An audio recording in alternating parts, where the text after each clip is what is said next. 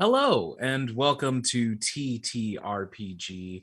It is a lovely Tuesday night, and that means that we are going to cause some shenanigans in the midst of Miami. But before we get into things, I have a bit of a cold open scene to sort of set the tone.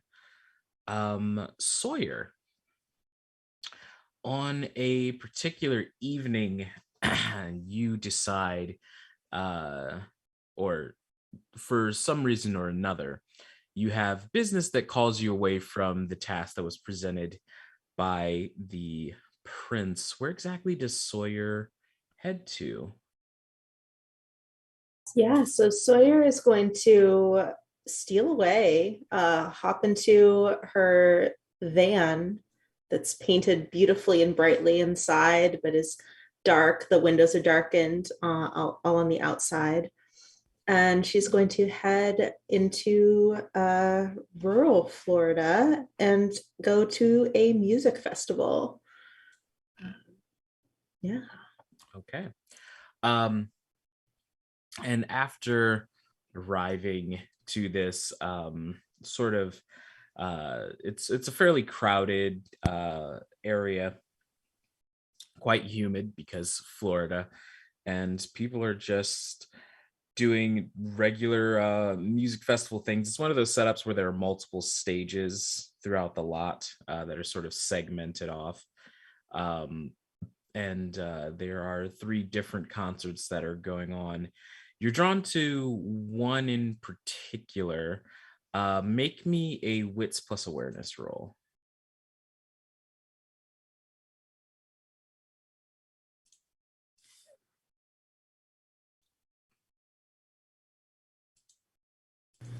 I grabbed the exact right amount of dice. That's exciting.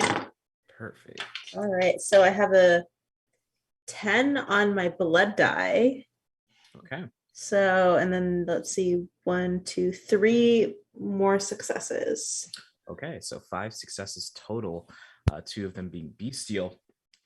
You have a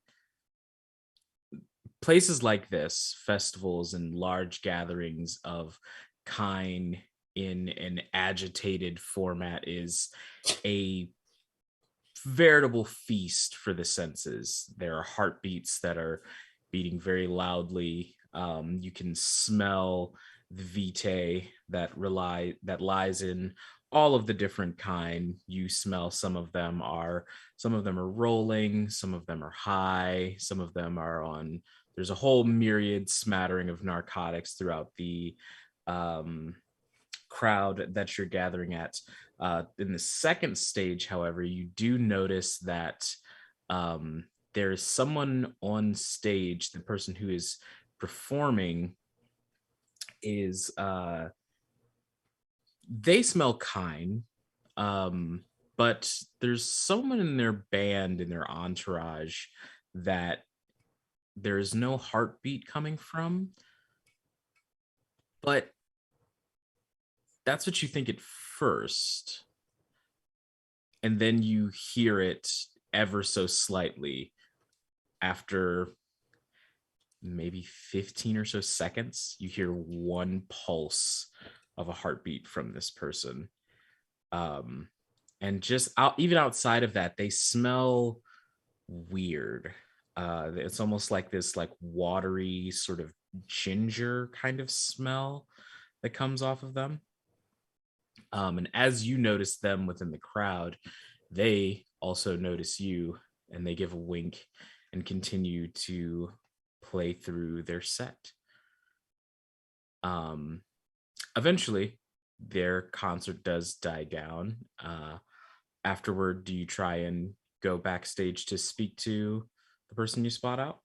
Absolutely. I will pull the whole and with the band shtick that has worked so many years before. Yeah. Of course. And as you're sort of, you know, waiting around with several other folks who are trying to do the same thing, especially a guy who swears his cousin knows the lead singer. Um, you see that that person appears again, and without the harsh lights on, You would expect their features to be dimmer, but they still are almost like translucent. It's this dark blue frock of hair, bangs that almost cover the fronts of the eyes, very bright, sort of almost technicolored jacket. And underneath, there's a what looks like an unbuttoned button up shirt, and ripped up, washed out jeans. And they just sort of go like, if you want to come back, you can feel free to. Oh, thank you. I will.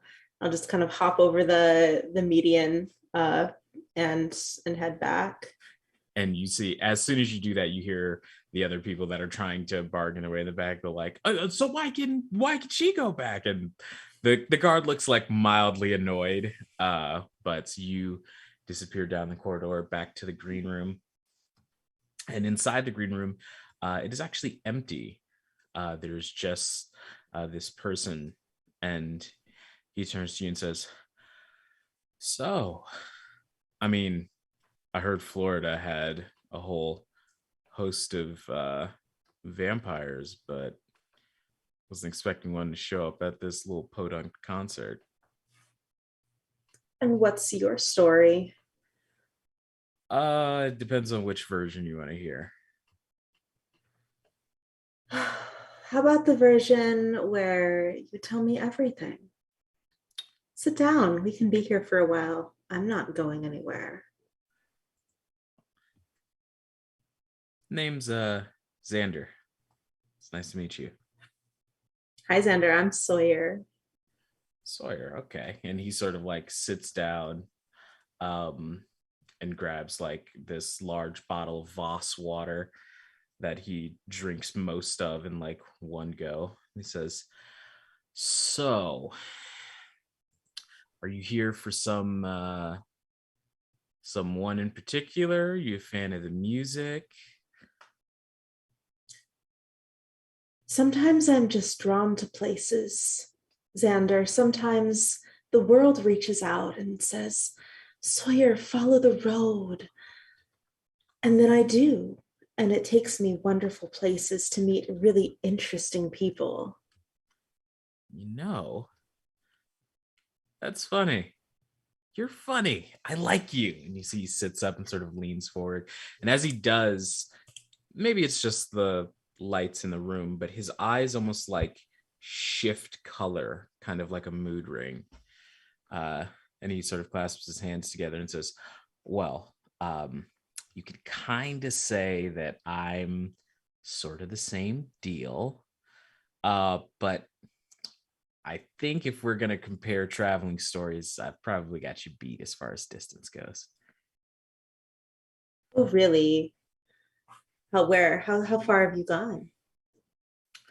Have you ever heard of Neverwinter? No. What is that? Well, it's a place where it's eternally spring. Lots of grass, foliage, things like that. You guys used to have places like them uh, around here, but not anymore. Shame. You guys? Are you talking about Floridians? Uh no. I more meant you material plane folk. I mean, this place used to be like kind of like a one-stop shop for a little bit of everything. Now it's just I don't know, pale, bland. It's weird. You're from another plane. That's wonderful. Yeah, a lot of folks on around these parts like to call me a member of the fair folk or a fairy, I think. Oh my gosh, I've never met one of you before. Well, I'm glad to be the first. It's nice to make your acquaintance. Lovely to meet you. Lovely to meet you. You know, my sire would talk about the fair folk sometimes, and I thought she was just telling stories, but oh my gosh, wow. This is Yeah, wonderful. well, that's kind of, I mean, I'm here to, have a good time and get some more stories, which is all that most of us do, but I'd be lying if I said one of my objectives isn't to figure out what the hell you guys did. It's more what we didn't do. The earth is dying. She's crying out. She's asking for help. And the people here don't always listen. They follow things that aren't what is written in the sky and things that the water doesn't tell them to do things anymore. You know? Yeah, it's pretty tough. I don't know. Maybe Maneas just maybe she just rescinded all your magic. I mean, you all fucked up so bad I can't use my magic. You know how hard that is? You can't use your magic. That's terrible. Well, I can still ritual magic seems to still be fairly around, but I can't shape change. I can't. It's weird. I feel like almost like powerless, which is kind of cool. I'm kind of into that, but it's safe words and all that. It's Yeah, weird. I don't think there's like an off button. that's terrible. Can you get back to your home or are you stuck here? Oh, well, yeah. Well, the door we have to the material plane is always still there. It was just locked for a while, and no one really knew why. It's locked. Mm-hmm. Oh, well, I'd be happy to help you if you need. I'm helping the Prince of Miami right now with something very important. Ooh, a prince. He sounds very Yes, important. he What are you helping him is. with? Oh, just a very special mission. I can't talk much about it. Oh, come on. That's whack. People still The say that? I think so. Yes. Didn't want to I, date I, myself. I'm afraid if I speak, the wind might take my breath. Hmm. That's fair. Do you want to help me do some magic? Yes. And with that, Xander sort of like springs to his feet and begins collecting this just various mishmash of things, a small chalkboard and several pieces of chalk and things around the room. And they begin drawing sigils in different corners. Um, and they sort of sit in the center of the room and chant a bit. And you see the eyes begin to glow several different hues. The colors change and flash. And as it happens, there's this small, like, orb of like sound almost that enlarges, enveloping him, you, and then the entire room. And he stands up, claps his hands together, and says, "All right, I soundproof the place. So, what you got going on? I love secrets." I, I met this most interesting man. Mm-hmm, He mm-hmm. was he was so beautiful, and he's an artist. He's an artist. Um, Uh-huh. his grandmother, she cooks food that I can eat, and I didn't feel like I wanted to die. Or again, I Wait, you can't eat? What do you mean you can't eat? you can, but it's just not very fun later. What did you all do to magic? I'm so confused. I don't. Vampires can eat. You can't eat. Are we Oh supposed man, to? you used to be able to. Well, the vampires I knew. I would love to be able to. How can we fix it? How can we fix this? Well, I don't know what's wrong. I don't know what happened, but I'm trying to figure it out. Something. I feel like the weave is broken or pale or something. It's missing something. It's like something was taken from it, but I don't know why or how. Well, the winds led me to you. If you want to fix this, I would love to help you. But I will need to contact some of my guides. I'll need to look into the veil, and Yeah. I'll need to speak with my coterie. If you know anybody that knows like occult stuff, or you said your sires like got magical intonations, I just want to find out what's going on because man, the creatures of magic. Ah, you folks used to be so fluorescent. And can you turn into a bat? No, Oh, and he just like knocks over the empty water bottle. Material plane sucks. I'm so sorry. More of y'all should visit the Feywilds. I have to tell you, as a person who just was listening to Kill Every Monster's Vampire episode, I am over here dying. Perfect. This is so fucking funny. And you hear this sort of dull, like almost like a padded knock on the door. And Xander looks over and goes, well, listen, my bandmates, they don't know anything about all this like type stuff. But take my phone number. And you see he pulls out this Nokia flip phone and starts like one by one typing in your name. And do you exchange phone numbers with Xander? Of course, yes. All right. And with that, as you go to exits, you sort of walk past the other three bandmates who look.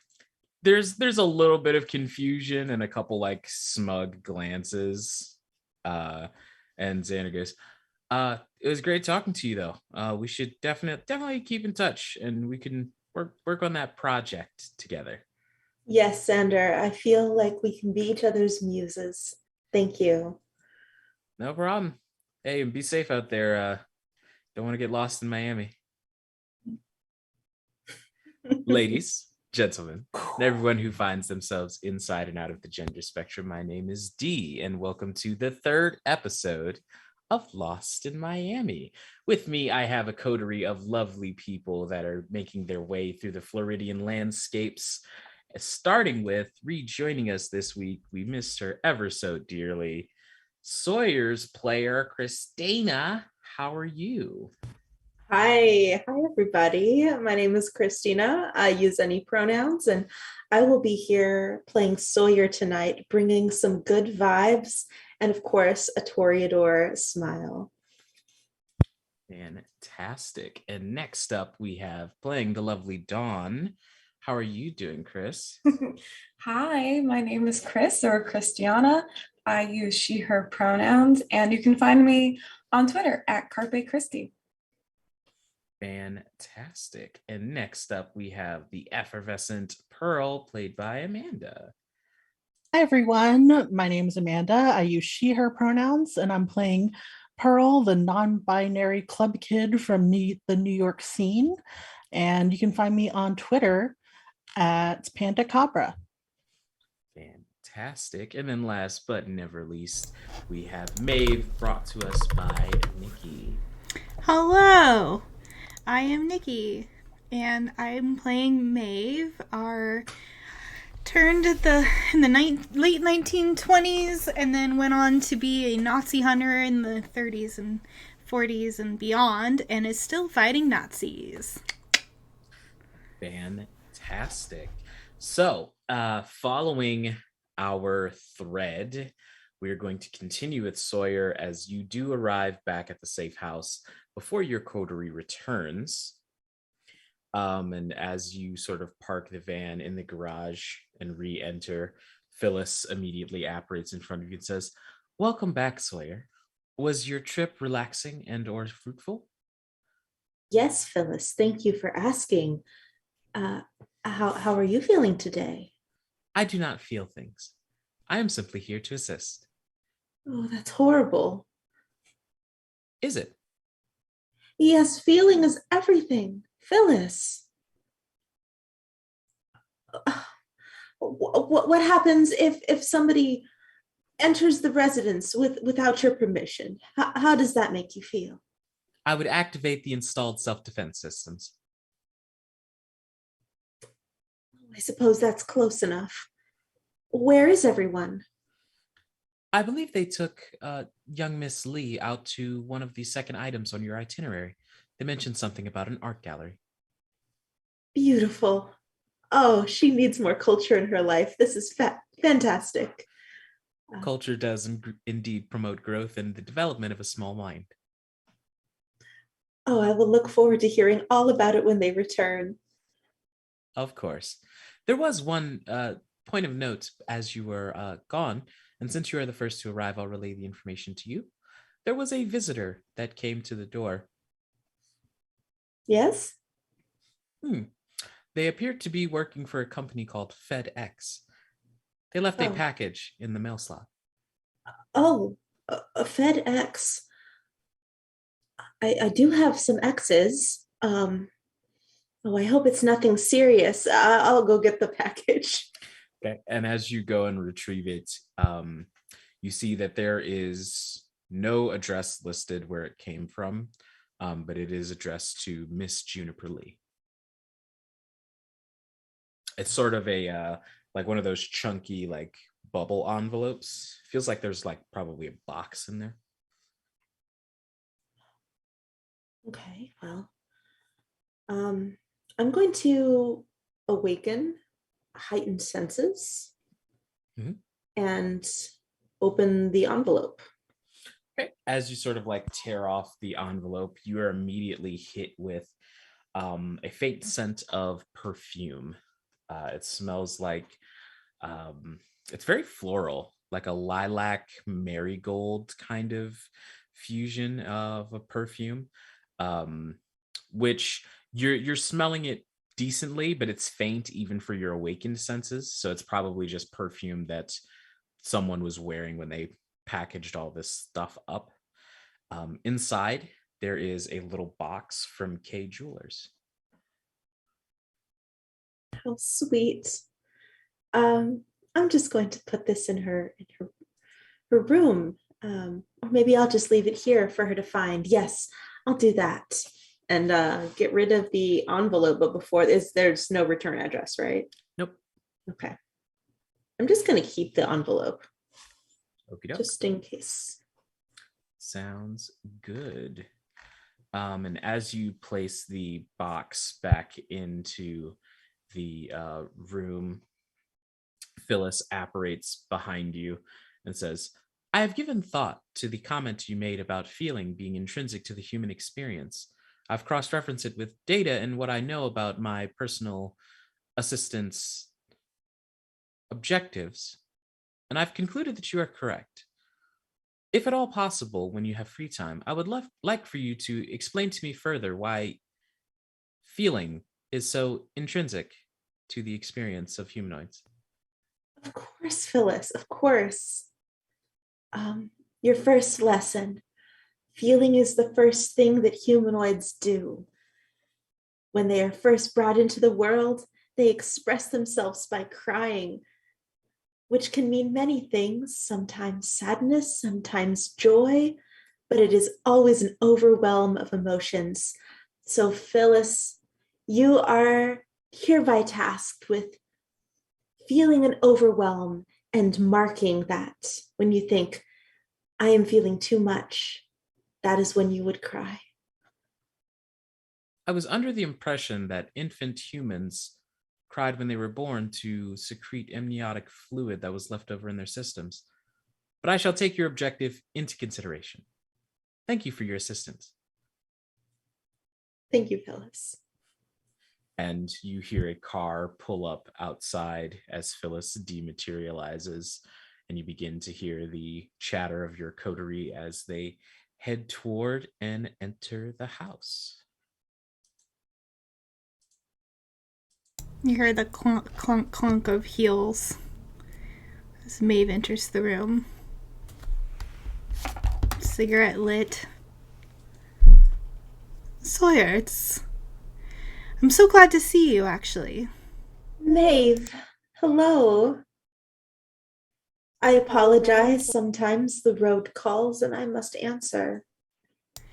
Yeah, right. I have some images I'd like you to look at. Images from the art museum. Yes, these are specific. These were drawn by Juniper and there's runes involved. Oh, so she is an artist. Yes. I thought that was apparent with the outfit and the personality, but sure. Um, Here are the pictures. And she like pulls up her smartphone and starts scrolling through and showing you the different runes. And she's taken like up close pictures, and then she's taken a picture of like as high up and far away as she could get to get it, all of it in one image. But she is also showing you the images up close. These are beautiful. Wow. I'm so glad. As you look at the symbology, go ahead and make me occult plus a mental stat of your choosing. And then add 1 die to your pool. I'm going to go outside. I feel like Dawn and Pearl are probably helping Juniper like learn a quick catwalk because we want her to like really present herself to Sawyer, our Toreador, as this like, makeover and everything happening. And like Dawn is singing some music so that she can get a good rhythm, and Pearl is showing her how to sashay. Exactly. I love that like Maeve's like very business, like I'm gonna go in, I'm gonna show her the pictures, fuck all the fun we had. I'm like, no, you gotta serve face. Like, Yes. Absolutely. 100%. I had 4 successes. Okay. With 4 successes, you recognize these runes as being very, very basic magical runes that are crafted by sort of young mages. These are like standard building blocks of magical runes that you have to draw to put together a ritual. That's what you recognize these as being. In the context of the overall picture, which is like this long sprawling dragon that has people atop it going through various phases of life. The last 2 being the 2 people having a child, and then the 2 people leaving, like exiting the picture with that child by themselves, and sort of going back and forth and connecting the corresponding sigils from to the scenes that are happening. It seems to be a tale of 2 mages who came together to create life, and then imparted their wisdom and then left. The story is so sad. Maeve, is this her life? She doesn't like to talk about her past, so it wouldn't surprise me. Oh, What do we know about mages, Dee? So you all know the basics that magi are almost exclusively kind. There is something, obviously there are the blood mages, the clan of blood mages that exist, but there's something that is lost in the process of a kind becoming a kindred that disconnects them from practical magic. And it's why the magic that kindred can do is limited to blood sorcery. Outside of that, mages tend to be, they're humans. They think that they are better than the general population because they can do magic, and they think they're better than kindred because they're alive. Mages generally are pretty snooty in your experience. I would say you specifically would probably know that there was a fair amount of mages that made up the Third Reich. As far as experiments went, there was a lot of magical theory that went on with Nazism that you busted up. That's probably Maeve's primary experience with mages. Do you think she said that these symbols were in her home? Do you think her parents were mages? I do, yes. Do you see here? And I'll trace the line of the dragon. They came together for one purpose, and that was to create her. So this child that has special powers, who... Oh, you weren't there for that. And then Maeve gives Sawyer a rundown of all the experiments. Yes. So basically, she's more powerful than anyone has seen, and a bunch of other stuff. So she explains all that to you about how she's... It seems like that we are pulling out more pieces and adding to the story.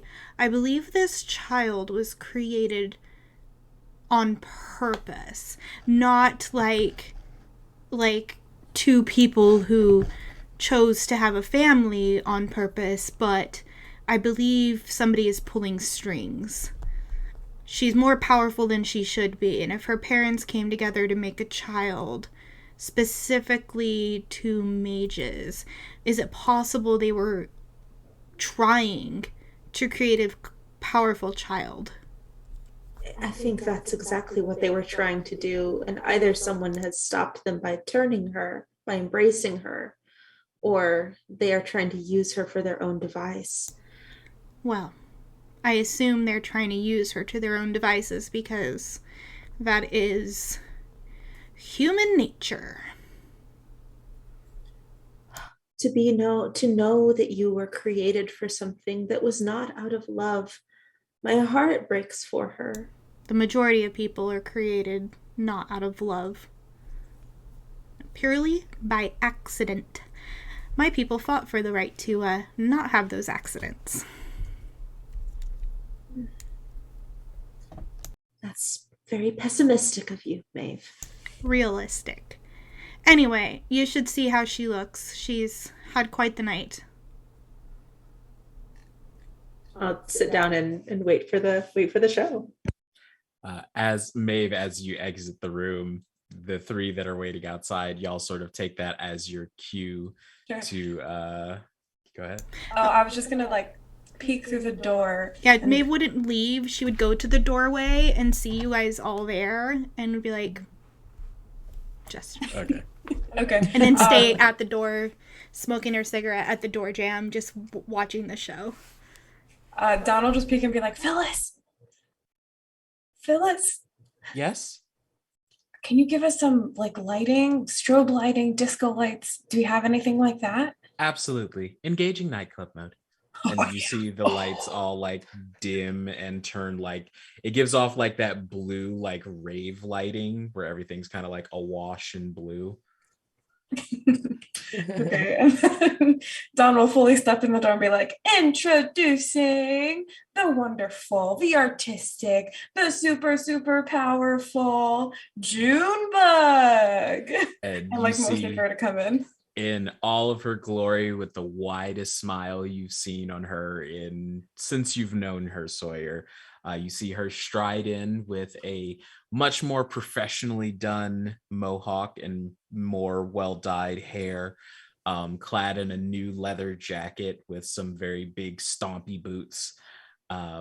She strides in using all of the catwalk prowess she's been given by Pearl.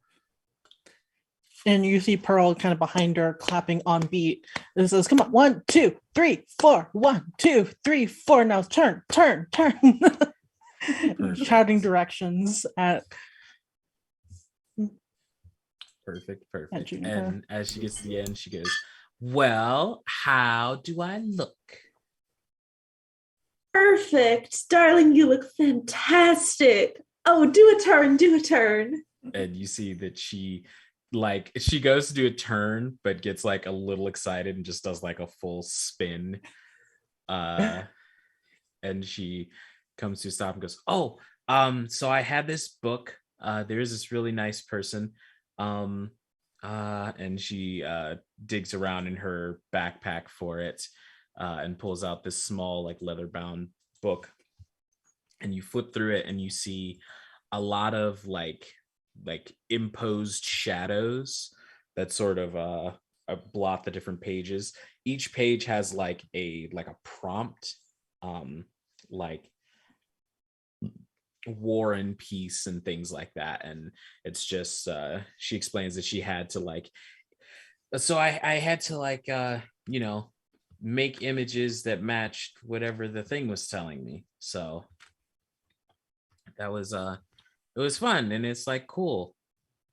Oh, wow. These are fantastic. Yeah, and I did a bunch of chalk drawings in a parking lot, but I didn't get a picture of those. Oh, I did. Did you want to see them? Oh yeah.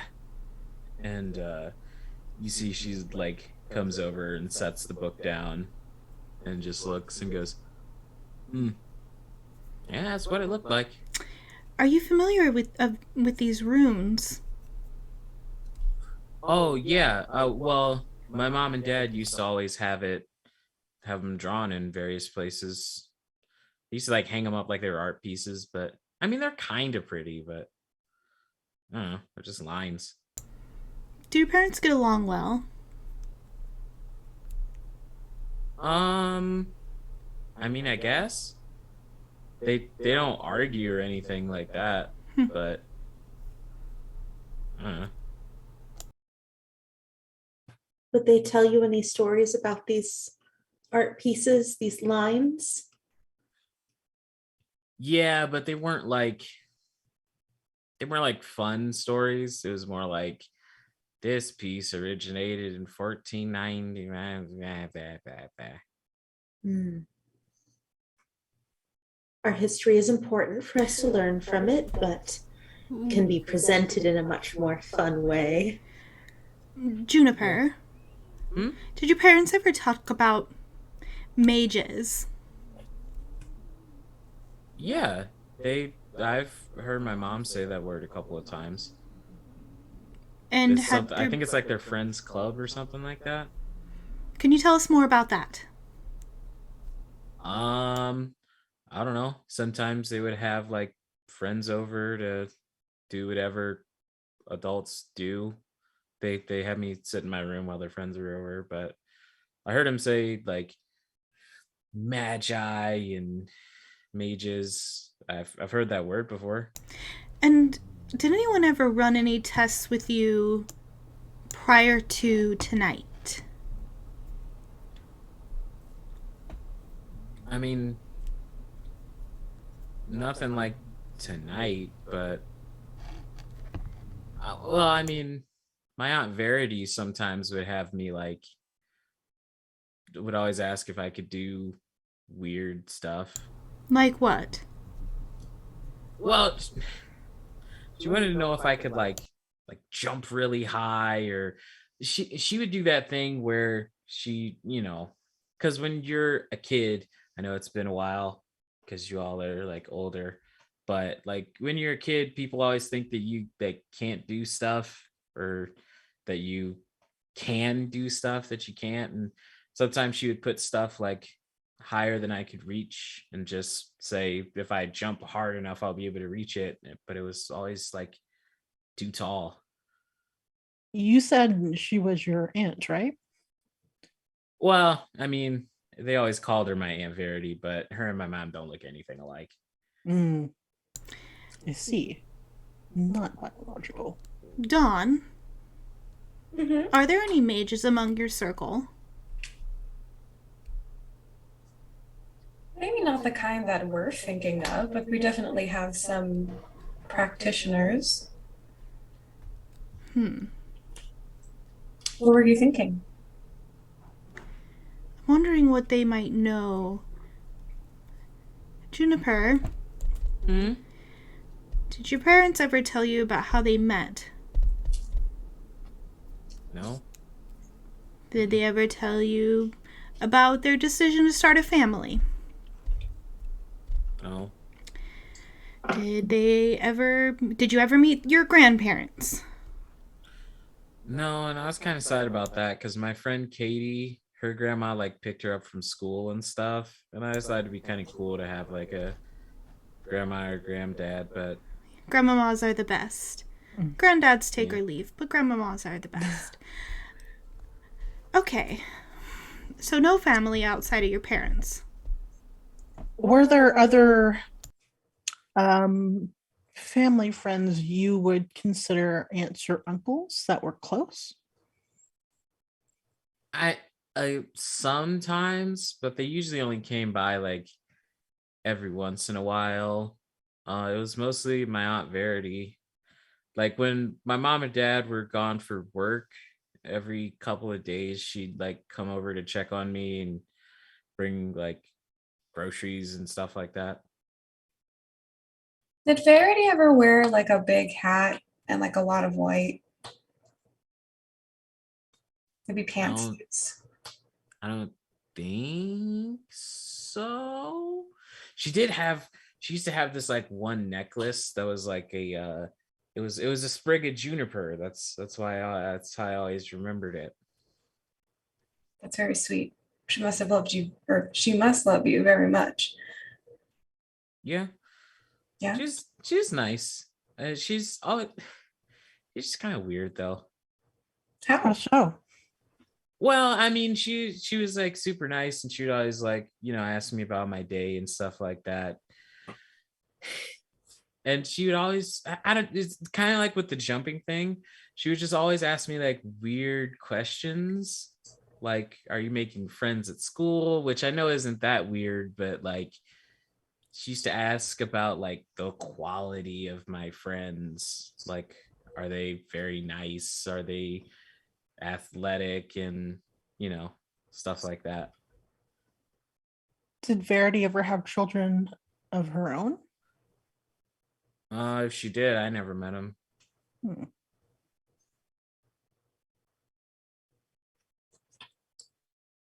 I wonder, do you know how to reach her? Do you know her phone number or her address? She didn't really like technology stuff in general. Well, if she is a mage, perhaps we can reach out to her through the ether somehow. Do that. Jennifer, did anything weird happen to you that you couldn't explain as you were growing up? Wishes that came true that you didn't expect to come true? Um, I mm, I guess this one time. Well, sometimes I would like almost do something, and then I'd get like this strong feeling not to do it, or like I could almost like I don't know, see it going wrong, I guess. Hmm. Kind of That's sounds sad. like missions, yeah. That's abnormal for a child. Before your frontal lobe is fully developed, that's a really hard skill to accomplish, so sounds like premonitions, as Dawn had mentioned. Were you Yes. ever allowed to bring your friends from school over to the house? Well, I mean, I could, but why the heck would I? There's nothing to do at my house. Nothing. No, I never got to like keep any games or anything like that. I had to keep all that stuff over at Katie's. Who's My parents Katie? always wanted me to do like Rubik's cubes and stuff. Katie's my friend from school. So you had no toys. Well, I had plenty of toys, but they were all like like Educational toys. yeah, like nerd toys. Ugh. Like Did you ever puzzle solve? boxes and Rubik's cubes. Were you good at them though? Oh yeah, I could solve a Rubik's cube in like 5 seconds. It's not that hard once you get like the pattern down. Just got to focus on the corner colors. Juniper, can the grown-ups talk alone for a bit? Yeah, I was actually gonna ask if I could go lay down. I'm kind of tired. It's been a long night. And she like turns and goes to leave, and like disappears from the doorway for a second, and then like pops her head back out and goes, "Uh, thank you. I know you all haven't known me for super long, but tonight was fun. Okay, good night." Good night. Good night, sweetheart. Moonbug. She like scampers off down the hall. I listened for her door to close. Yeah. It does. Okay. And then I double check that she didn't close it and stay on the side that could hear us. You look under the door and there's no shadow. Okay. What did you all find out? Sawyer, do you want to explain? Yes. So this drawing that she made, this dragon here with these runes, it's her family's line, it's her history. And her parents, they created her not to have a child to continue their line, but to have a child for their own purposes, to strengthen her magic. Like selective something. It's horrible. It's like genetic modification. They didn't even love each other. Eugenics, Maeve says with so much venom in her voice. And to raise her in a loveless home with nothing, it's horrible. It's just terrible. But her power, it came through, and it's become even more powerful now that she's been embraced. Do the runes say anything about whether that was the plan to have her embraced, or was she supposed to remain human? As far as I can tell, she was supposed to be human, just a very powerful mage, but I can look again. I think it's possible that she was meant to continue being kind. And the problem is that somebody powerful found out. Thought they could use her for their own needs. The day that we met her, did we ask her if she knew the prince growing up, or how did she meet him? Because, I mean, he seems like prime suspect, actually. He wasn't her sire, though. Matter of fact, isn't her clan not even from around here? Correct. They're nomads.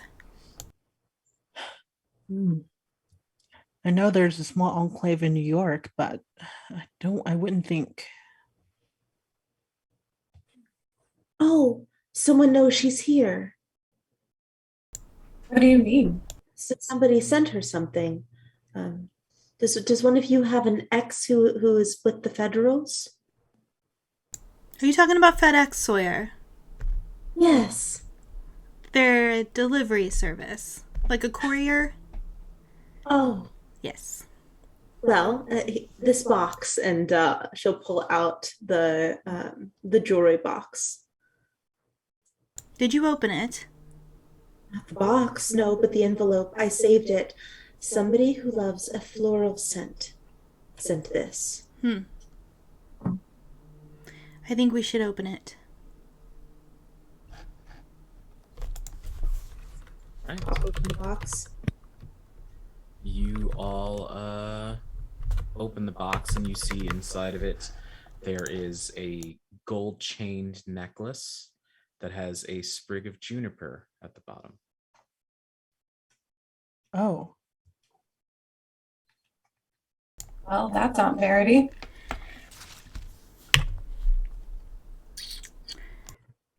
Is this a warning? I think it's possible, but she could also be letting Juniper know that she knows where she is. I know Verity is not related by blood, but isn't it a bit unusual? that she didn't take over her care? When? When she Well, was I mean, embraced? sure. Or even just when her parents were taken away. Whatever happened to them? We don't know. Perhaps that was a plan and Verity is looking for her. Was she kidnapped? This is such a cryptic way to get in touch. Why not just send her a text message? She doesn't Phone call? like technology. I mean, she has a point, but to use such a cryptic message. I feel Perhaps like we have to find her.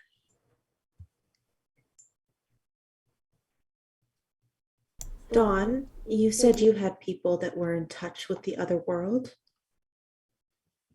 In a sense, yes. Tommy knows more about that than I do.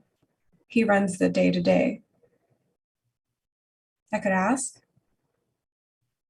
That would be good. I've also met somebody recently that I could put some feelers out to. However, he said his magic is weak, so. Or at least on this plane, hard to access. On this, I can make some calls. I could set in a private investigator, but that would take time. Can I see the envelope? Of course, I'll pass it to Pearl. And she takes a whiff of it and she says, "This is going to be useful." Sawyer. It's at this time that Phyllis apparates in the middle of the room and says, "Excuse me, Coterie. I have an incoming message from Prince Lyman Baxter." And you hear it's kind of disconcerting because the model does not change whatsoever, but Lyman's voice just starts coming out of Phyllis's mouth that says, "Attention, Coterie. All remaining items on your itinerary are suspended, and I would request that none of you, especially Juniper Lee, leave the house until we give you the all clear. Thank you in advance for your cooperation."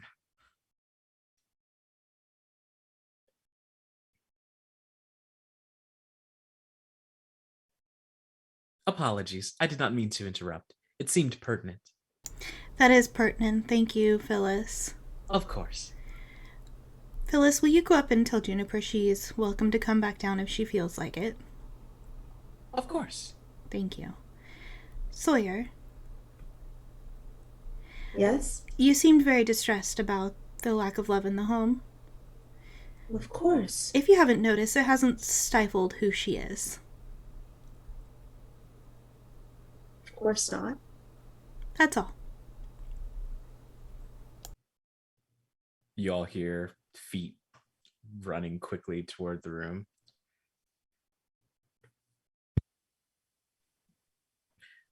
Okay, what's up? Aunt Verity sent you something. She knows where I am? Apparently. She walks over to it, and immediately as she gets near the box, she goes, "Yeah, that's Aunt Verity." Ay. And she looks at it and goes, "Ah." And she looks up to Sawyer like, "Can I?" And she takes the necklace out and goes, Did she send like a letter or something?" We can look in the bottom of the box, but not that we found. Do you think it's a good thing that she knows where you are? Well, I mean, well, we got the whole like masquerade thing to worry about, right? So maybe not, but I just she really likes this necklace. I wonder why she sent it to me. So that is hers then, not a copy? Yeah, and she points to you and says, "You see how the juniper leaf is silver but the chain's gold? She told me that the old one broke, so she had to get it rechained. She wasn't wearing the necklace last time I saw her because of that. When was the last time you saw her? Probably like a week before I left my house."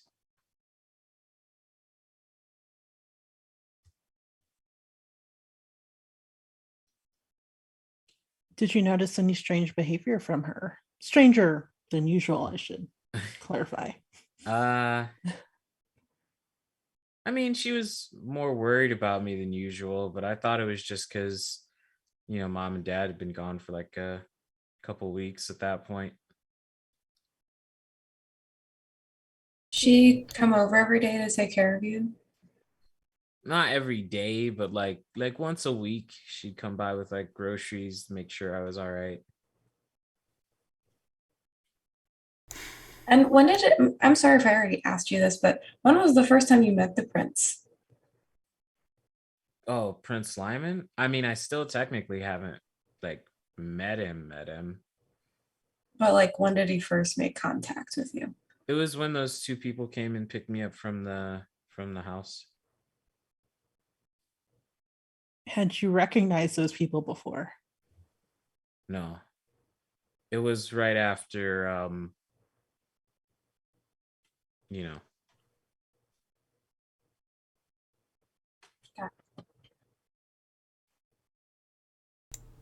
Juniper, Hmm? we were told we can't leave the house because there's something going on and we haven't been given the all clear. And I don't say that to frighten you. And I know that it's uncomfortable to talk about traumatic things, but we're at a point now where we only have questions and not a whole lot of answers. And I think we need to know about when you were embraced. I'm sorry. Uh I I don't really remember it. What do you remember? I remember I was playing uh a game. I borrowed Katie's Switch for a while and then nothing. Hold on. And she goes through her bag and pulls out um the tablet with the sticky note on the front of it. And she peels the sticky note off and turns the tablet on and comes over to you, Maeve, and shows you a very extensive, like extremely comprehensive breakdown of 1 week in particular, probably like a month or so ago, month and a half maybe. Um, and it is like detailed to like Monday, woke up, brushed teeth, and it continues and continues. And then Wednesday, Thursday, Friday, and Saturday, question marks. When did you start making such a list, Juniper? Uh, it was as soon as I woke up. I I just You I were was trying to piece the standing. pieces back together. Yeah, I was standing over the stove, like cooking something, and it smelled bad, like ash or something. And I didn't know how long I'd been standing there. I assumed that it was like a 20 minutes at most, and then I checked my phone and 4 days had passed. I don't know. No missed calls, nothing amiss in the house. No. Did your parents not contact you daily when they were away? No. They never contacted me. They would tell me I was leaving, they were leaving in the mornings before I went to school, and I'd come back and they'd be gone for like, it was usually only ever like a week at most, but when they were gone for like 3 weeks, that's when I started thinking something was probably wrong. But Aunt Verity told me that they were adults and they could take care of themselves. So I just kept going to school. Maeve, doesn't show, like, Juniper can't see this, but anyone who's paying attention would notice that Maeve has, like, snapped her cigarette holder in half out of anger, and she says,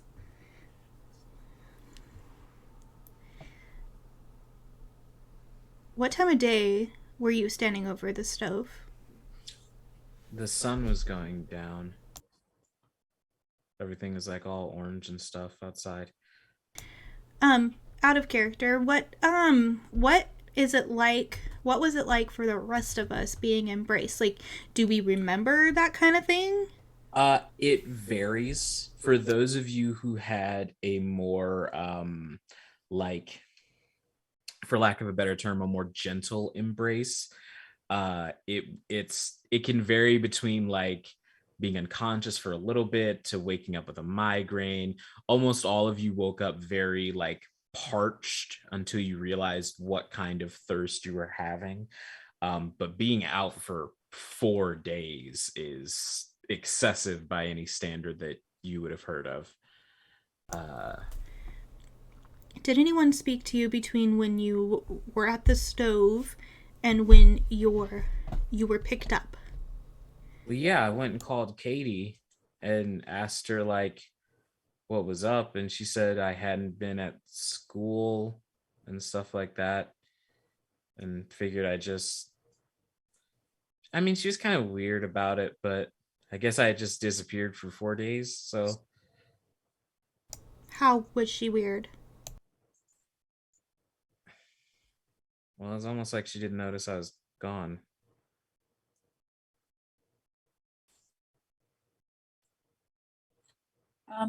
Question for the GM as well. Mhm.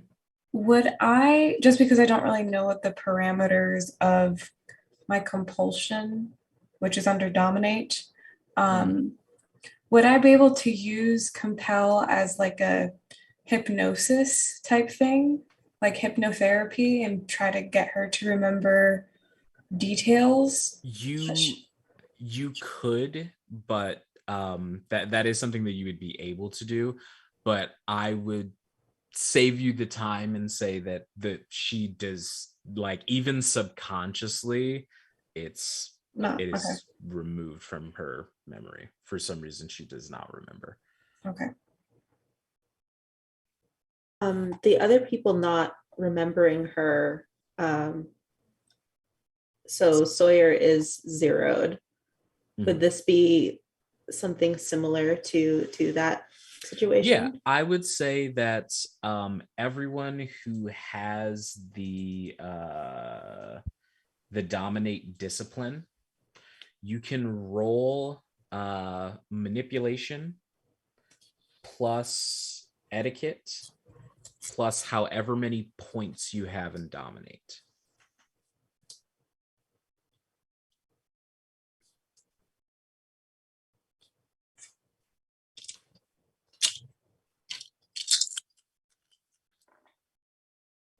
It was manipulation plus Etiquette etiquette. Thank you.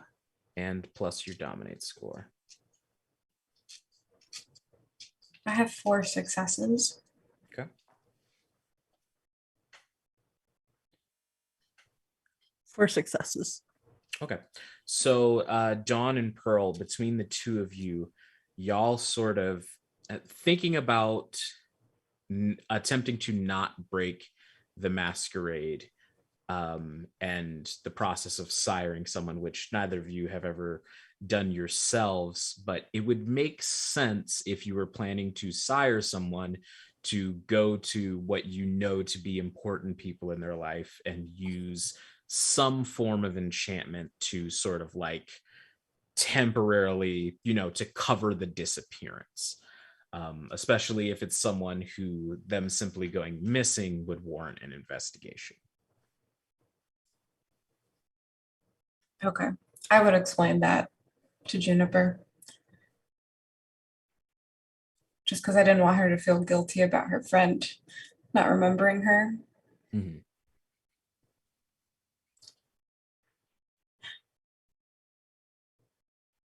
Also, Dawn will leave the room for a second to try and contact Tommy about whether or not we might have any practitioners on the farm. Tommy lets you know that he'll get on trying to figure it out as soon as possible.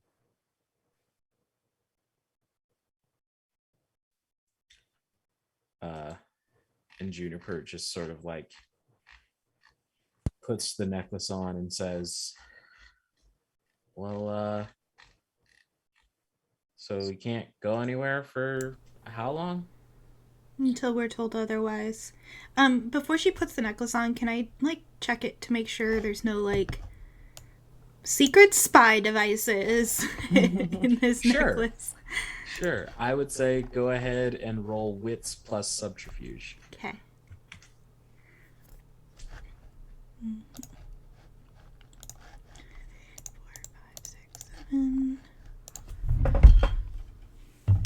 What did I do with my blood die? There it is.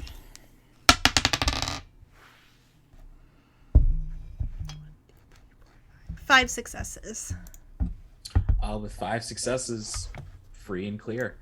And as you're sort of checking this necklace, as you sort of slip further into like your older, like specifically subterfuge training, you remember that there were a couple of vials and syringes that were in Juniper's backpack. I forgot about those. Juniper. So I remember seeing you take lemons and throw them away, and you did let us know that those were your favorite. Mm-hmm. I'm curious about the needles in your backpack and the vials. Oh, she goes and grabs it and says, this is just my medicine that I used to have to take. After I brought it just in case because I figured I'd need it, but Can I see the vial? My blood being different. Yeah. So, and I read the label. As you read the label, there's no name for this. There are side effects. There is a prescription that is sort of like filled out and an expiration date and those different things, but there's not a name for the drug. Is the pharmacy information printed on the label? Yes, it is. Phone number and all. We could call it in. Certainly can.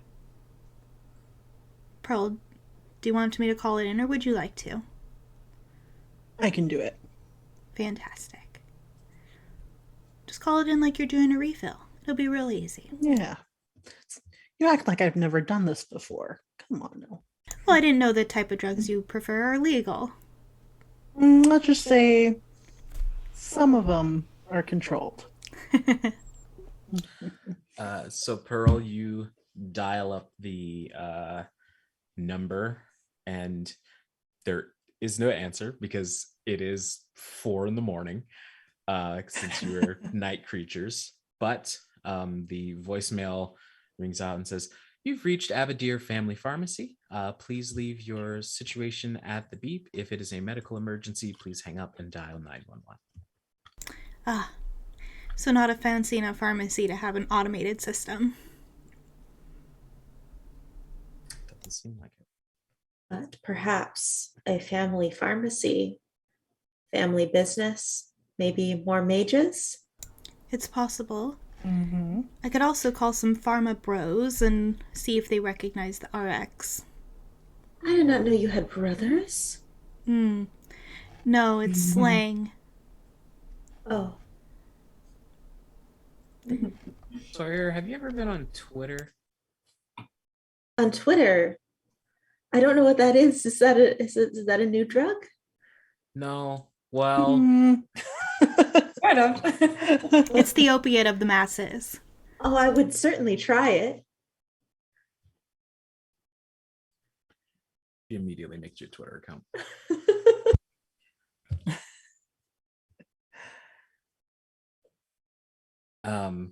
And you see she sort of like sits down and goes, but yeah, it's just medicine. As a rich bitch business lady, do I have some pharma bros I can call and see? Absolutely. Fuck yeah. 100%. And they gotta be awake because they're all coked up making money. Exactly. While she does that, I turn back to Juniper and say, did your parents ever explain why you took this medicine? Like, did they ever explain your medical condition? Not like explicitly, but I would always, when I didn't take my medicine, like when they were gone, I would always feel woozy and I'd wake up with like a huge headache, like my head was just gonna pop. So I learned pretty quickly that I should probably take it like they said. Interesting. But since you've been embraced, have you felt the need to take it? When my head was hurting before, I just had to drink blood. I mean, Kindred don't take medicine, right? No, but we also don't eat food, and we did do that before, so.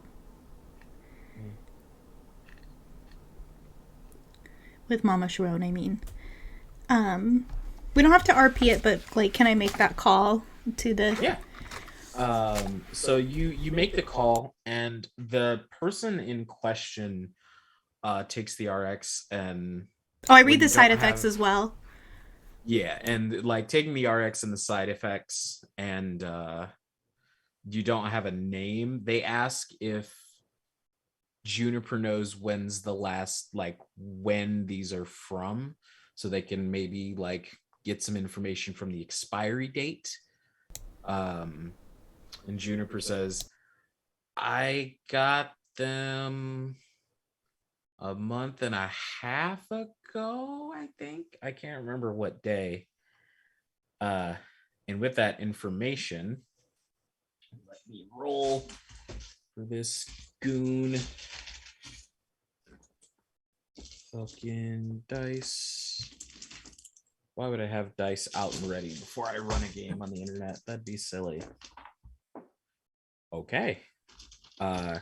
Maeve, you have good contacts because on 4d10 they rolled 3 10s. They say this isn't anything legal. This is like deep underground shit from what I can tell. It looks like the most people who want in are, it's a company called the Second Inquisition.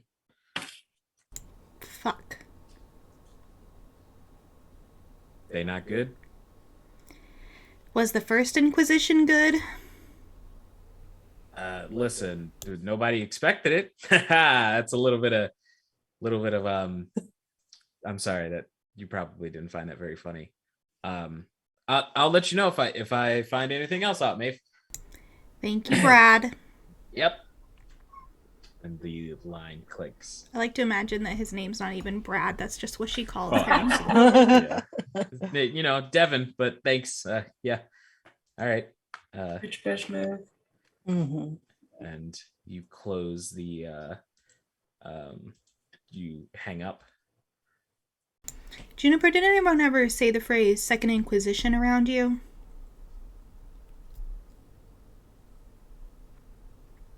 I think Aunt Verity said it one time, and my dad got real mad at her.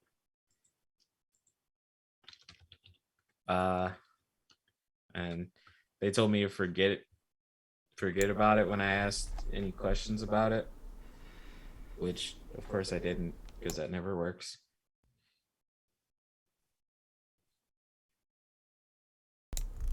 Did you ever ask Aunt Verity about it? Yeah, but she said that my dad would just get mad at her, and she never told me anything either. I like your parents less and less. Mm. But you're good. You came out good, Juniper. Yeah. I was raised by TV. A lot of kids were in the 90s. Are you... You know you're special though, right? Yeah, I'm great. No, I mean, like, you can do things other kindred cannot. You could do things other humans could not. Oh, like the shadow stuff? Yes, the shadow stuff. The premonitions, knowing when you were in danger. I think Aunt Verity was trying to figure out what your skills were. Sires can tell before they embrace us. I was chosen specifically because I was a popular party girl who could talk anybody into anything, and I was good at gambling. You're a party girl? I was. No way. And then she does the Charleston. Amazing. Okay, I believe you. It was a long time ago, Juniper. I was a lot more fun then. You're pretty fun now. I'm rich.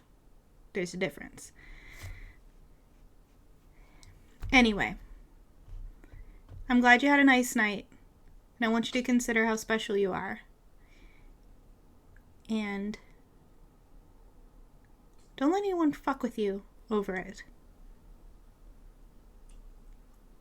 Okay. Okay? You have claws as well.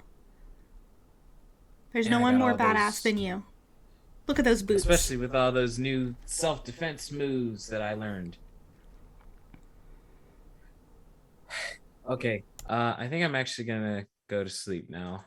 I think the sun's gonna be up soon. I'm getting like queasy and stuff. And she scampers off to her room, and you hear the door close behind her.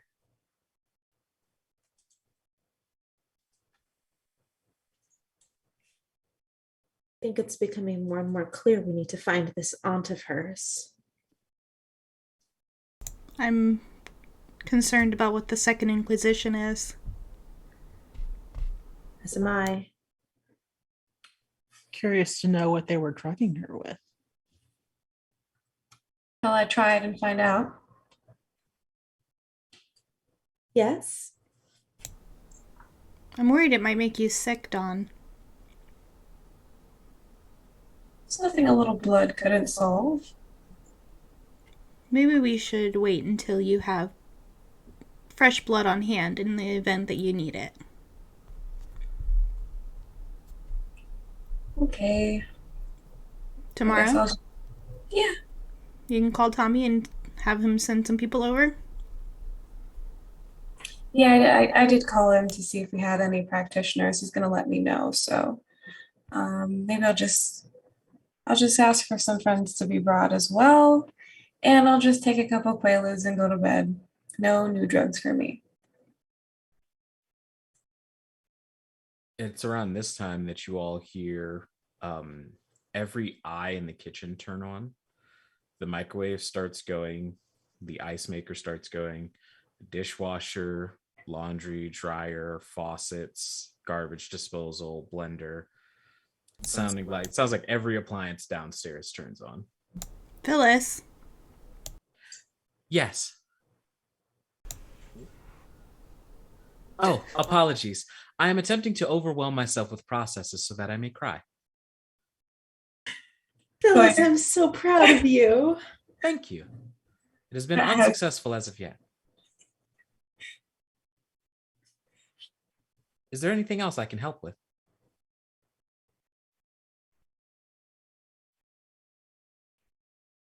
I'm good, Phyllis. right. Thank you. If you need to know anything, let me know. And she. Shall I reach out to the friend I made from the other plane to help in finding this person? Oh, yes. Ask them No. if they know about what's out there. Seemed like quite a bit. Ask him about the Second Inquisition. Yes. Absolutely. And she's going to pull a card from the deck. The Hermit. Whoever it is, don't know if they want to be found. Hmm. And I'll send off a text to Xander about the Second Inquisition. All right. And with that, since this is technically still the same night that we were on last episode, you all make your way to your various rooms and places of rest to enter the void until the sun goes down again. And we are going to take our break for the evening. And when we come back, we'll get into the second half of episode 3 of Lost in Miami. Thank you all so much for joining us. Get up, stretch, get some water, get some snacks, and we will be back very soon.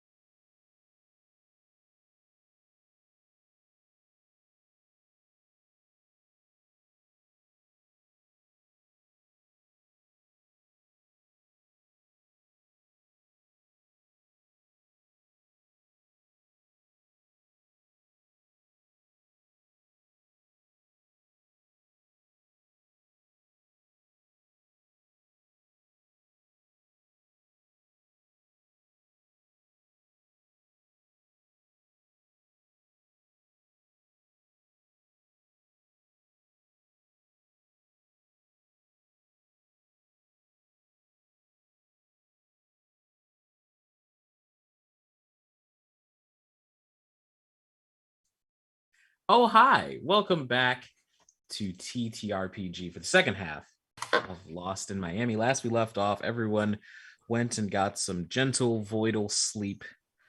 The orangish brown, just nothing that happens when you all retire for the morning. But as it always does, night does fall on Miami once again, and you all gradually hold on, everything stop. I have to say something very important. Okay, there we go. You all gradually awaken and rise out of your various places of sleep and congregate downstairs. The first person up is actually the young Miss Juniper Lee. And she is sort of I was gonna try and describe it in a way to keep suspense. She's playing Pokemon on a Switch, just kind of like chilling at the counter.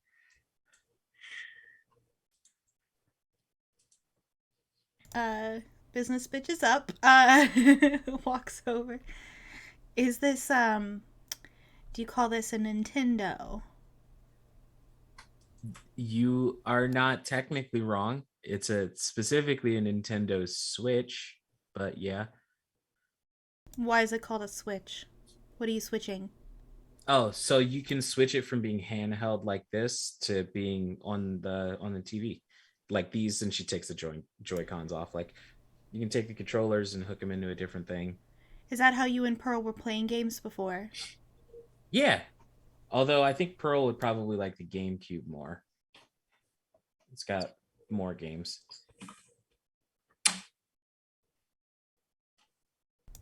All right, well, how was your rest? Sleeping as a kindred's weird. You know, I don't know. It was kind of nothing. Are you hungry? Not really. I mean, I'm always kind of hungry, and the people told me that's kind of how it works, but not super. You remember what hangry feels like, don't you? Oh yeah.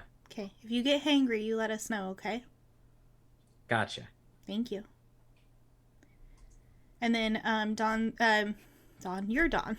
Maeve's gonna go to like, you know, a comfortable lounge chair in one of the sitting rooms and go through her phone and do her business. All right. You do, as you open up your email, you do have an email from Brad. And it says information about that prescription. I open it. Inside, there is a whole list of information. The full side effects are dictated out. And the name of the drug is Magiclizine Trazodone. Did you say Trazodone? I did say Trazodone. Isn't that's a depression treatment, right? Medication. Yeah. Yes, it is. But also Magi. Magiclizine Trazodone. Maeve sighs heavily, sends Brad a quick response and calls him Brad, even though his name is in his signature. Absolutely is. And says, wait, what did you say his name was? Kevin or Devin? Devin with Devin. a D. So she's not going to call him Brad. She's going to respond and call him Kevin. And thanks him for helping her, and then gives him a quick stock tip that she has, that, you know, Awesome. little thing he might not know, just as a little treat for him, for helping her. And then I'm gonna wait for Sawyer to get up. He replies with an email that says, "Yeah, no problem, Maeve - Devin," and then like the auto signature is also underneath that. which I'm sure Maeve just completely ignores and waits for Sawyer to. Yeah. She immediately Sawyer, you deletes it. do. She doesn't need that email. Fantastic. Sawyer, you do eventually make your way down, as do the rest of you. Yeah, Dawn will actually come down this time in like what you could only guess are ceremonial robes, but it's just all white, an all white, very 70s dress, no pattern, but big bell sleeves, form fitted, keyhole cut out in the bust, and she just seems very airy, very light, and comes down the stairs and is like, well, I figured that if I get the chance to do a new drug today, that will do it the right way. So this is just in case. In case. Dawn, does the name of this, and Pearl, and actually all of you, does this, I know trazodone is an antidepressant. Does this prescription name or side effects sound familiar to you? And then I'm going to read off the email that Brad, Deb, and Kevin sent me. As you are reading off the email, you notice that the dosage is 600 milligrams. Oh my god, I just figured something. I think I figured it out of character. Who knows? Could be anything. If anyone does anyone have Oh God, that's scary. does anyone have 3 or more points in medicine? Sawyer does. Sawyer. Okay. Sawyer and Dawn, you can go ahead and roll me intelligence plus medicine.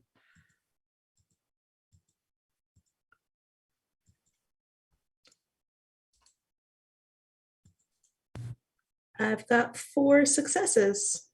Okay.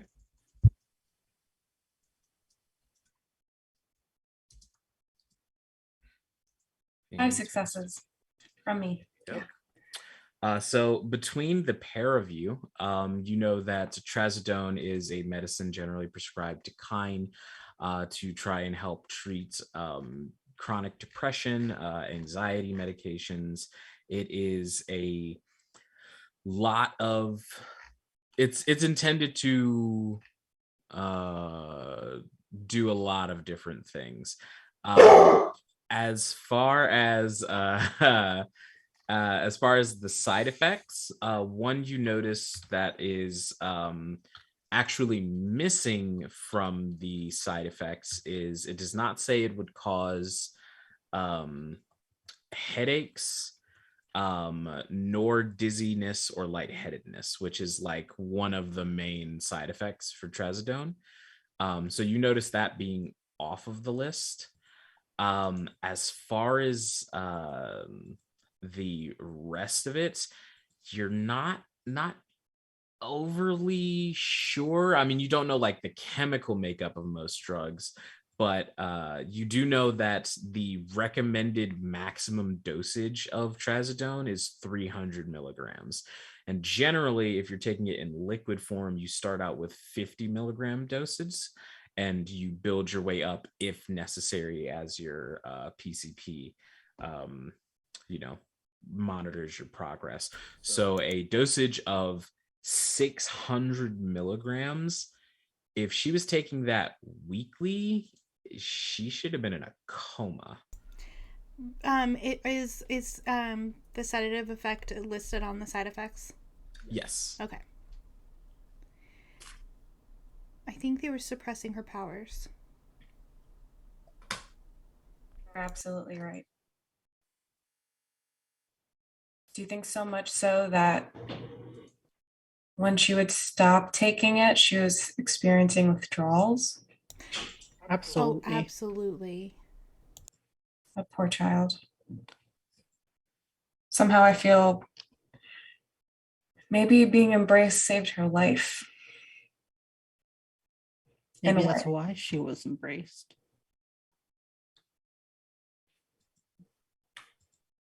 Maybe. No, the way she talks about it or doesn't talk about it violent save. It's just awful. I mean, even people who know about me and my family and, they have a lot to say, but we don't let children do drugs of that kind or give them anything that could possibly, like, how does that translate into love? I don't think it ever did.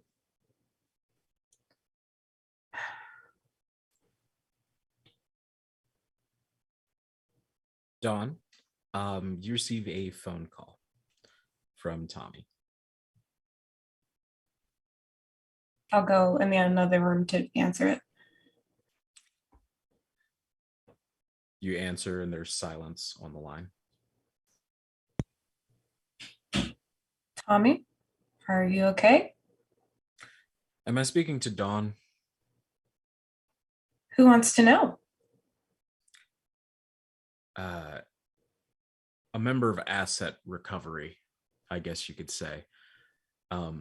I believe you and your coterie of vampires have something that belongs to the Second Inquisition. And since we currently have something that belongs to you, I'd like to open negotiation trades if at all possible. What do you have that belongs to me? Well, he's not exactly able to speak at the moment, but I'd assume his name's Tommy.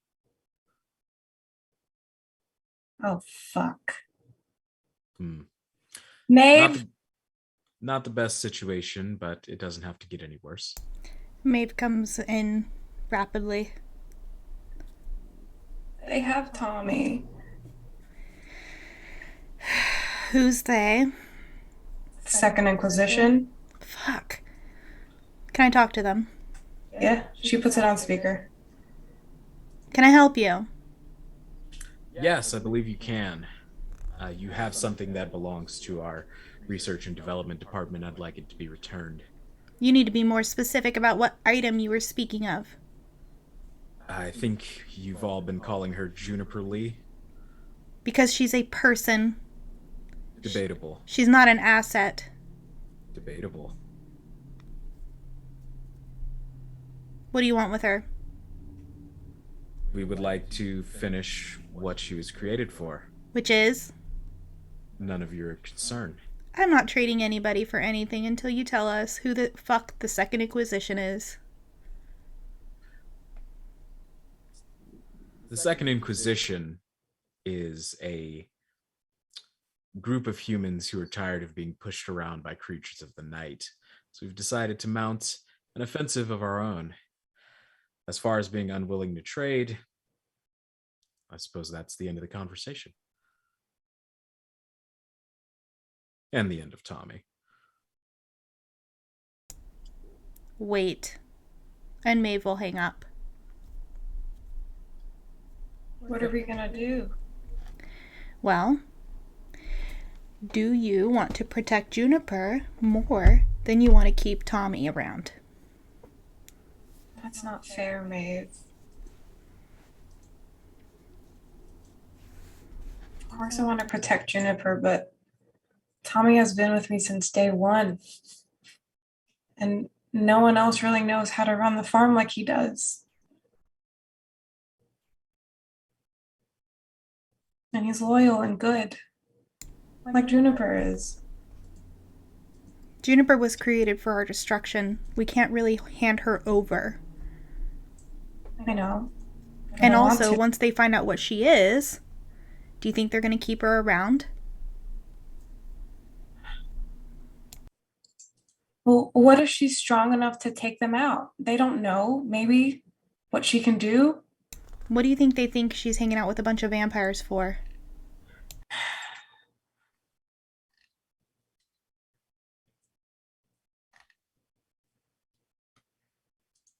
Sawyer? Pearl? We're not sending her into a nest of them by herself. Absolutely not. She belongs here with us. She can't go back. that doesn't mean we can't help Tommy too. We need to find them. If we find where they are, we can play their game on the phone for a while. Maybe they have other people too.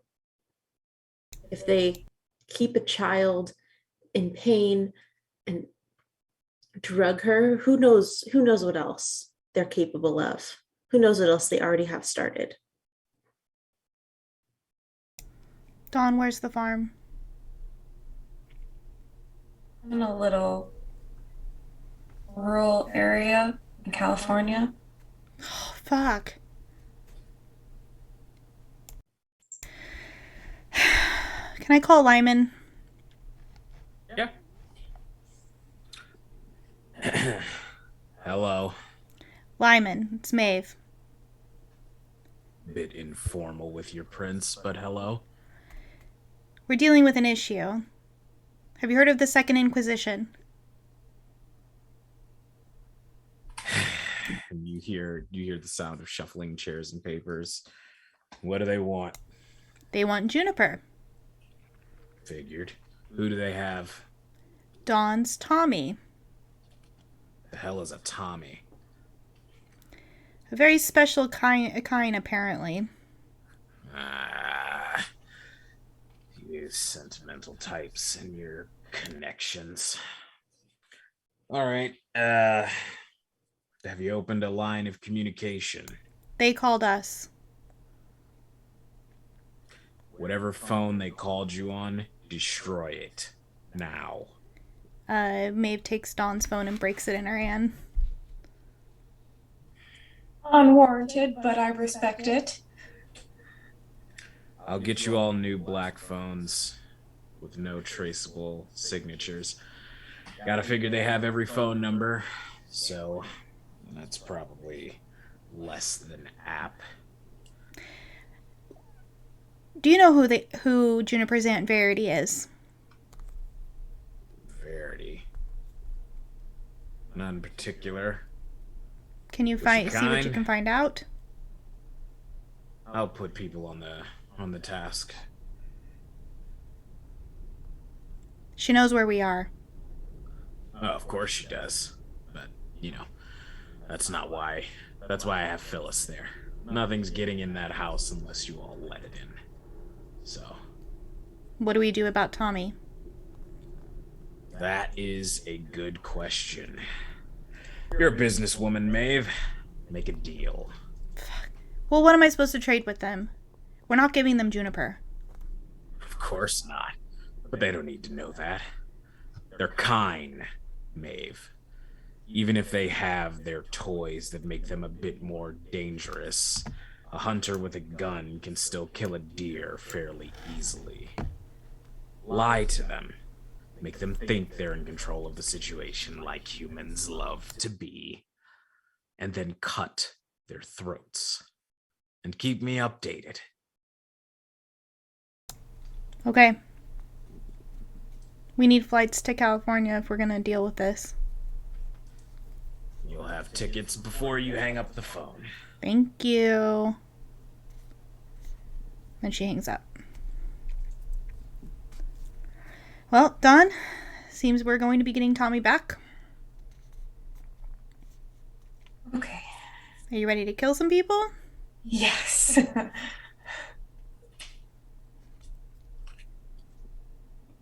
And she will go get ready, change out of her robe. That's not good for killing people in. As you are making your way upstairs, you all hear Phyllis come over the speakers and says, "There is a vehicle approaching the compound. Please be aware."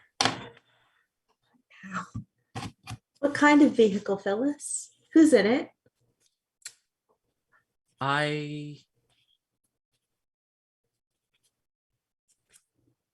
There are 3 heartbeats within the vehicle.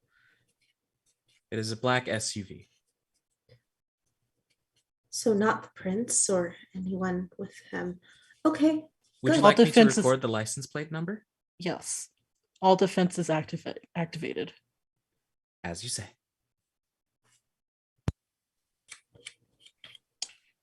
And you see, um, if anyone goes to look out the window or anything like that, Yep.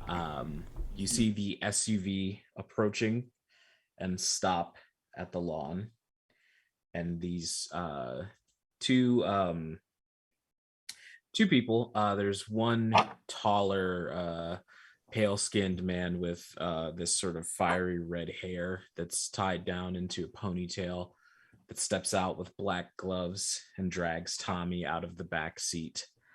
Um, as this woman with this sort of deeply blonde hair and sunglasses and black gloves uh, steps out of the car as well. And they just sort of stand there on the curb looking at the house. Oh, goody. They came to us. This is supposed to be a safe house. Why does everybody just know where we are? Perhaps the wind told them. Well, what's the plan? Phyllis, Yes, do we have a loudspeaker that goes to outside? absolutely. Fantastic.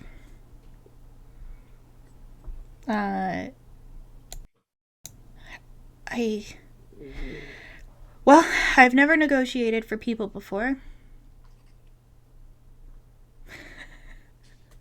Phyllis, Sorry, Car said the wind is on Twitter and is a blabbermouth. Okay. Yes, Pearl. is there an underground passageway that leads outside? Several. Most of them connect to auxiliary locations within the nearby town. Well, what if I get them distracted and talking? A couple of you take a tunnel out there, sneak up behind them. Should I stay here in case we have to receive Tommy in any way? I'll go with Pearl. Sawyer, have you killed kine before other than feeding? Oh, no, but Are you prepared to do so to protect Juniper? of course. Fantastic. And she'll give you a weapon. What are we protecting Juniper from? And she like walks in, switch still in hand. Second Inquisition. What? Remember I said you were special, Juniper? Yeah. Yeah, unfortunately everyone wants the special thing. And you see Juniper is sort of like reading the emotions of all of you and like sets the game down and says, "Okay, what do we do?" You stay in here where it's safe regardless of what happens. Do you understand? The rest of us, all dead, you stay in here with Phyllis. Fine. It's important, Juniper. I know. Juniper, the Second Inquisition wants to get rid of all of the people who are like us. If they get a hold of you, that gets easier. Okay, Thank you. I'll stay in here. Don't worry, our plan is going to work. And she holds up a card. Look, it's the Three of Wands. It's going to be all right. Okay. So Sawyer and Pearl, you are heading through the basement tunnel into a nearby auxiliary location. And Dawn and Maeve, you have a loudspeaker.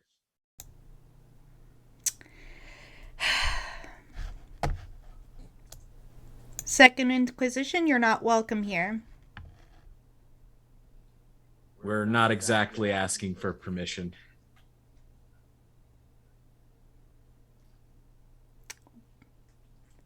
What do you expect us to do? Hand over this child? I would imagine she's less of a child now. She probably has fangs and drinks blood. Still a childlike. child.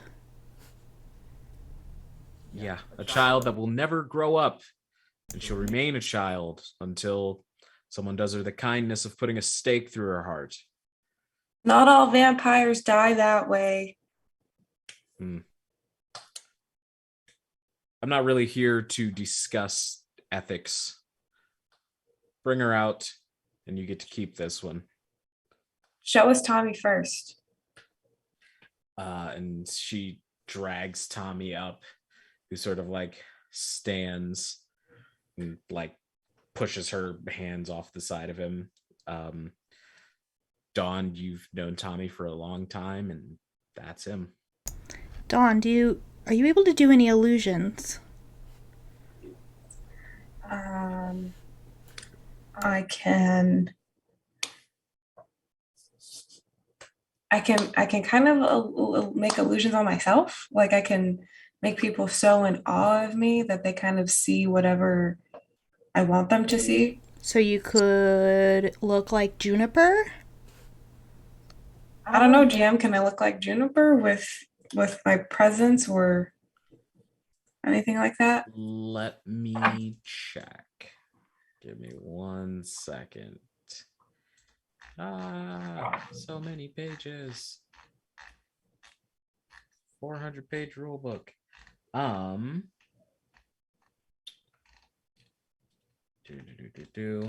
Yeah, I saw the Vampire the Masquerade source book, like the hard paper copy. The thing is massive. It is a gigantic chunky book for sure.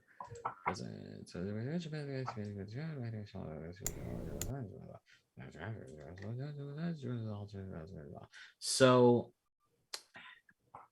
with presence, you would need, it looks like there's a level 3 power of presence, which I believe is a little bit out of the current range of your ability. Yeah.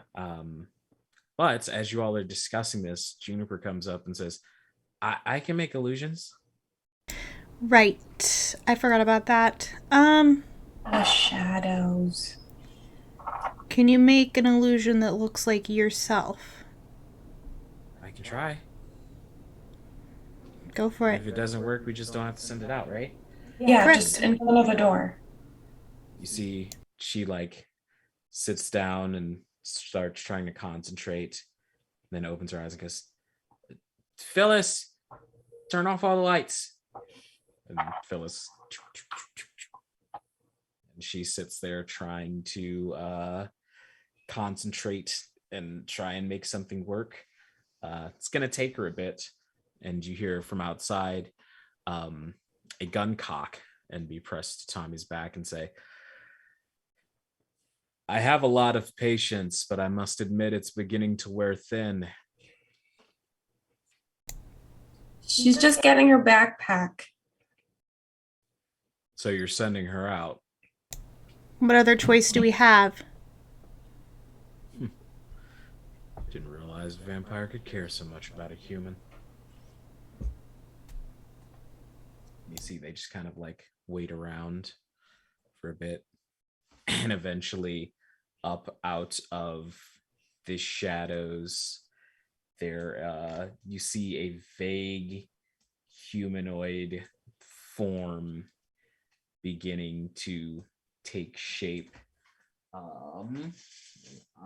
am gonna roll to see if Miss Juniper can complete the ritual. Okay. So as you all are watching this shadow form begin to take shape in a humanoid form, Juniper, there's extreme gritting of the teeth and concentration that's happening, and you can see various like spikes of shadows start to like poke out off of her. Pearl and Sawyer, what are you up to?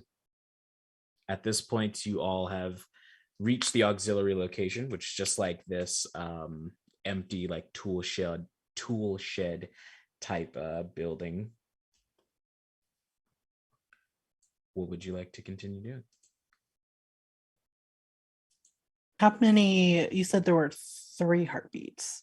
3 heartbeats. That's what Phyllis tracked.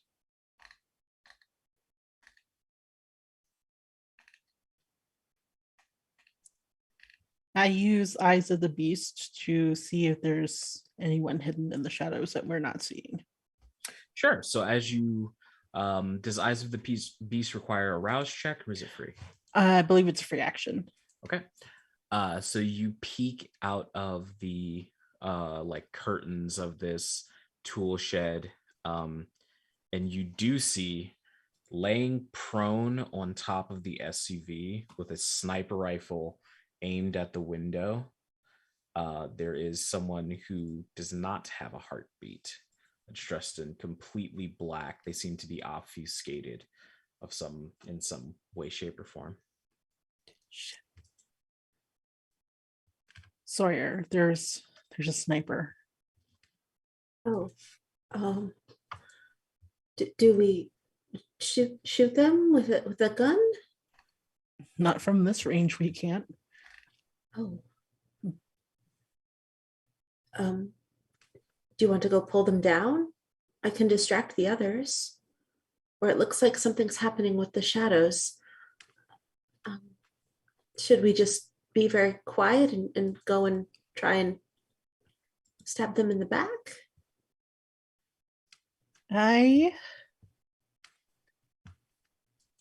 How far away you said was the sniper nest again?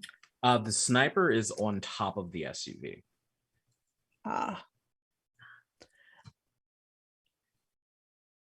What if you drove so away? You're all about like 300 or so feet from the SUV in the front lawn. Mm-hmm. Are we in position to where it is? Are we behind? You're kind of parallel. You're Like kind of parallel. on the same plane of view. Mm. Pearl, are you good at driving? What if you got into their car and drove over them? I could do that.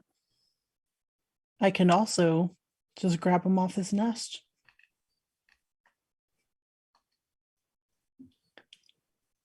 I say I grab him, or the person rather, that is on top of the nest. It should distract him enough for you to make the attack, and I will join you shortly. Okay. The one that they have the gun on him, that's Tommy, right? We shouldn't attack him. Okay. No. We don't attack Tommy. I should clarify. Good. This is very scary and exciting, and yeah. Just stay low and stay quiet. Okay. I will wait for Pearl's signal. Mm-hmm. So I do have like 2 skills in stealth and 3 in survival. Mm-hmm. So I'm going to attempt to sneak up and get on the roof, and I'm going to attempt to kill the sniper. Right. Go ahead and roll me dexterity plus stealth or survival, your choice.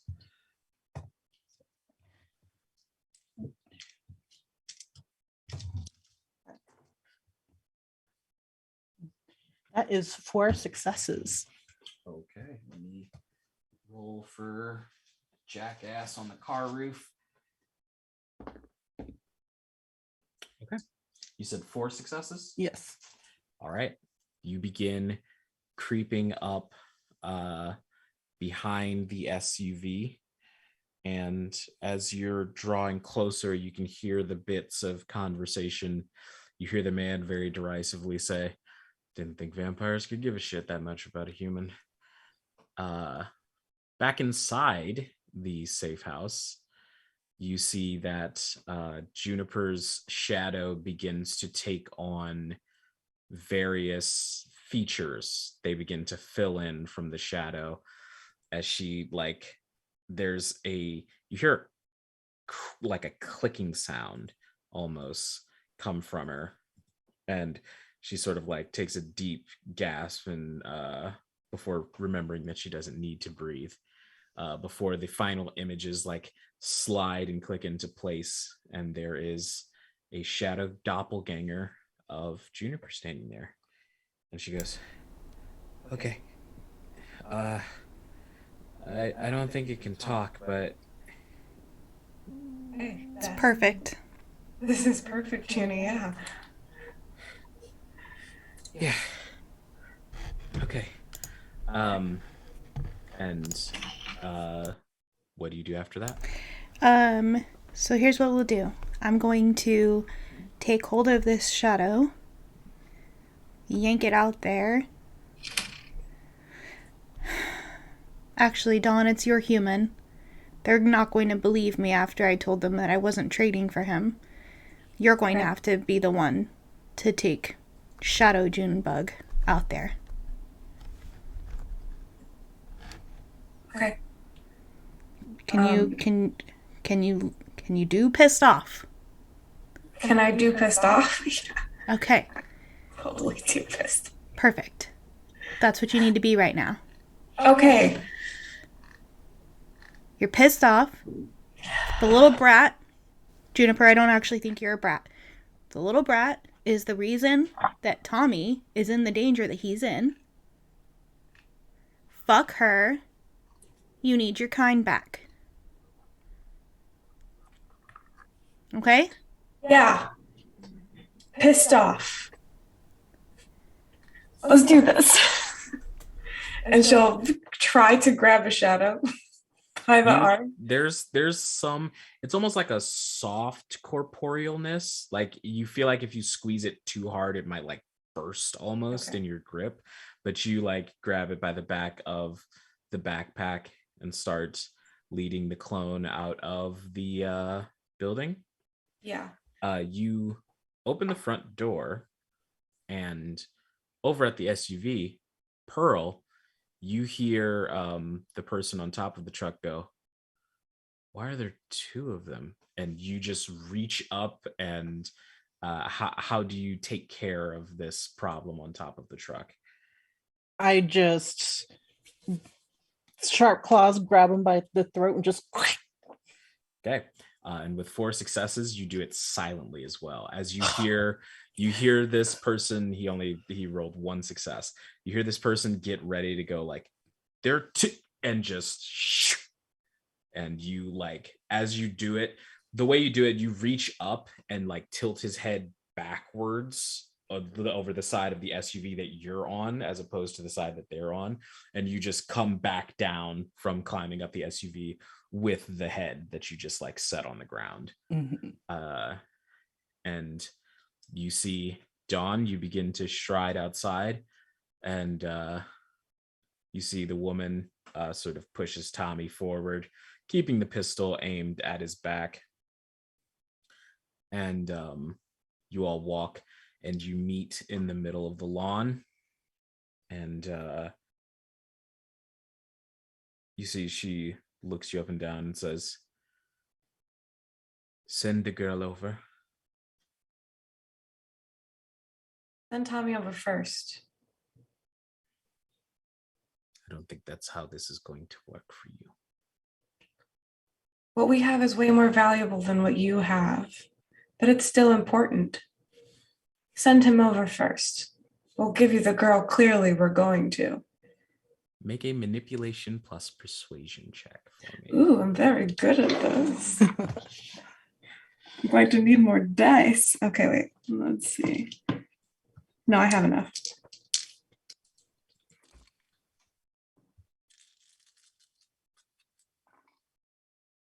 Oh, yeah. That's a bestial success as well on my blood die. And then 6 successes. Okay. So with 6 successes, quick question beforehand. Yeah. Does I can't remember. Does Dawn have any folkloric banes? Oh, Would it be under your yeah, folkloric block, so she can't enter a residence Right. without being Yes. invited.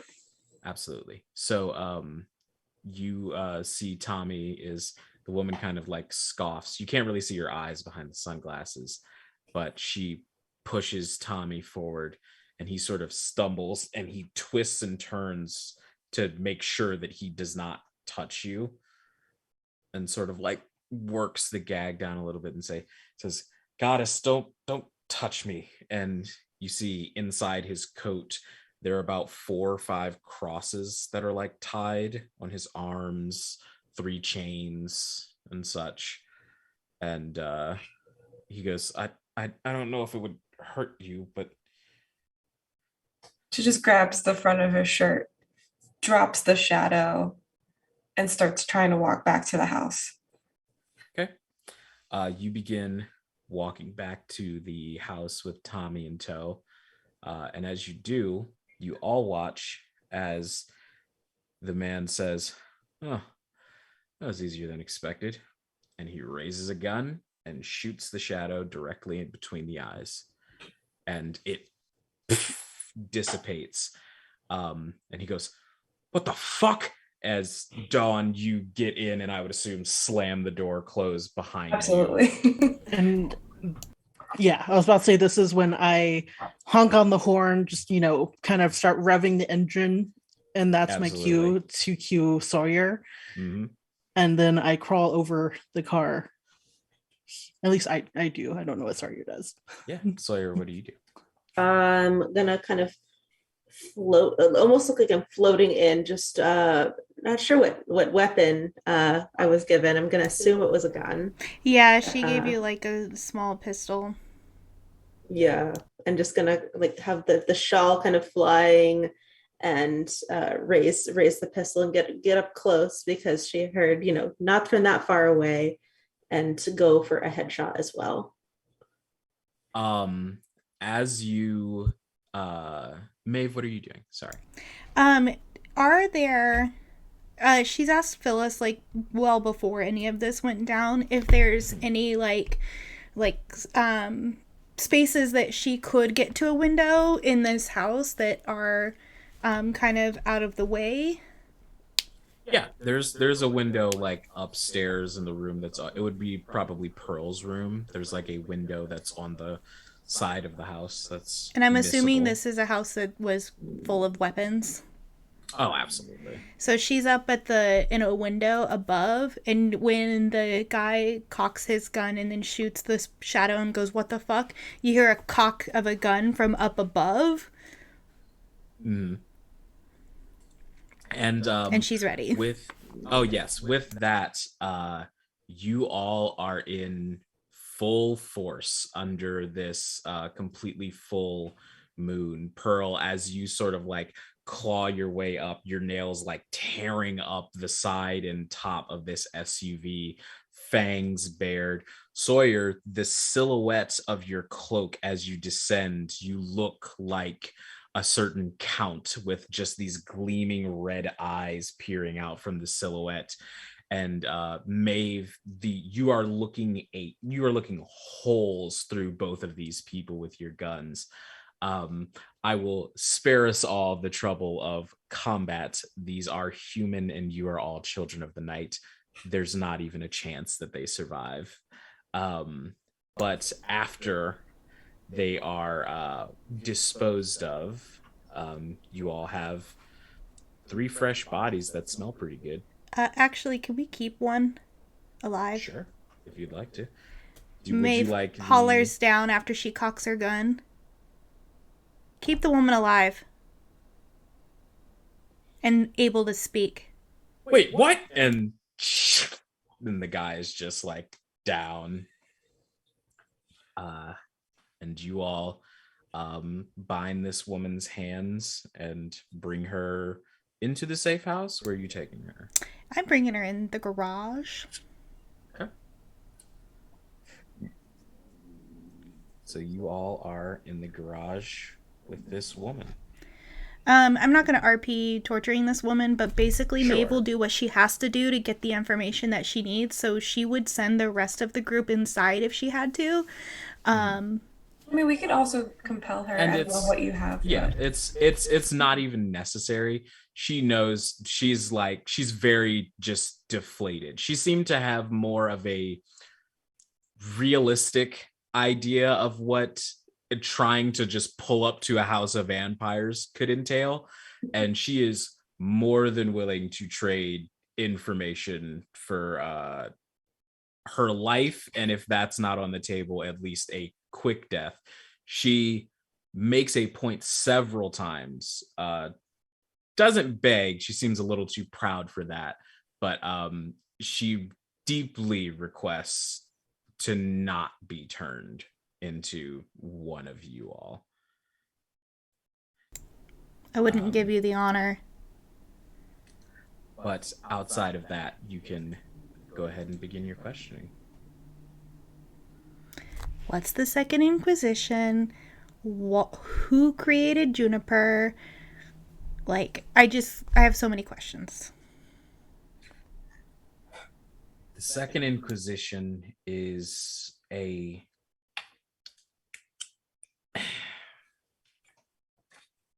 it's like an intelligence agency almost. We have people in M16, the NSA, the DGSE, the CIA, etc., etc. We're the special ops division. We are a decentralized inquisition of intelligence used to combat any and all supernatural forces that threaten humanity. Humanity threatens itself. No debate there. Why were you sent to kill Juniper? We assume she's been turned if she's being held by vampires, so we were told to just nix the experiment. Not that it matters. How many other experiments are there running around the world? I couldn't even tell you. Sure, there are plenty. Where?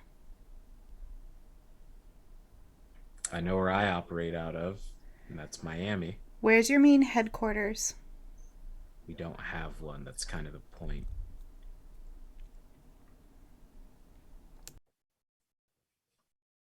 How long have you known about Juniper? I didn't know she existed until like 2 weeks ago. And who told you about her? The upstairs guys, it was just an order from Blank Face. It's the same way we get all of our missions. You've never been curious about who's giving you orders. You never looked into it once with all your resources. In this profession, asking too many questions, you'll end up dead. And I'd rather not do that. Who do you know Verity? Never heard the name before. What about the Abadir family pharmacy? There was something about that in her file. I didn't see any mention of a pharmacy. I thought that was her last name. Why is she being tranked? Well, originally, from my understanding, she was supposed to be a sort of a mage bioweapon. Two of the strongest mages that the Inquisition had among its staff were told to procreate, have a child, and that child was then periodically fed their magic throughout their infancy to hopefully trigger sort of like a, I don't know, super weapon when she hit puberty. The idea was she would feed off of her parents' magic until she hit puberty, which would jumpstart her own innate magic. She's supposed to be like a font of just a wellspring of magic. I don't know how much I believe the whole natural magic, the earth is magic shit, but it's what I was debriefed and told. As far as the drugs go, apparently the magic was a bit too much for her body to sustain. So we had to put her on drugs to sort of suppress the magical synapses that were firing in her brain.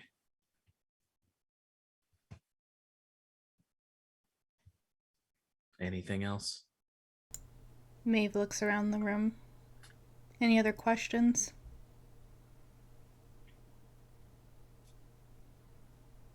Do you know who her parents were? Yeah.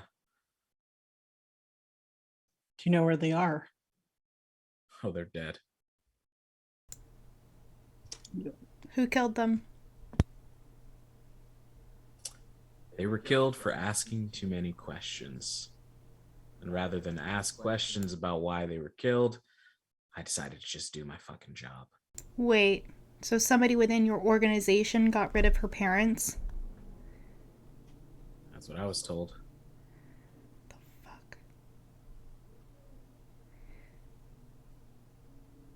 Doesn't make any sense. Unless they did actually care about her. Happens when you're on a long detail. I mean, that was their direct mission for what, 12 years? Maybe they grew a heart. Why do you do this work? It pays.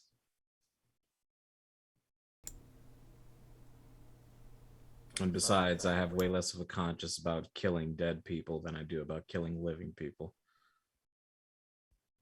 Honey, I have a thing about killing people just as heartless.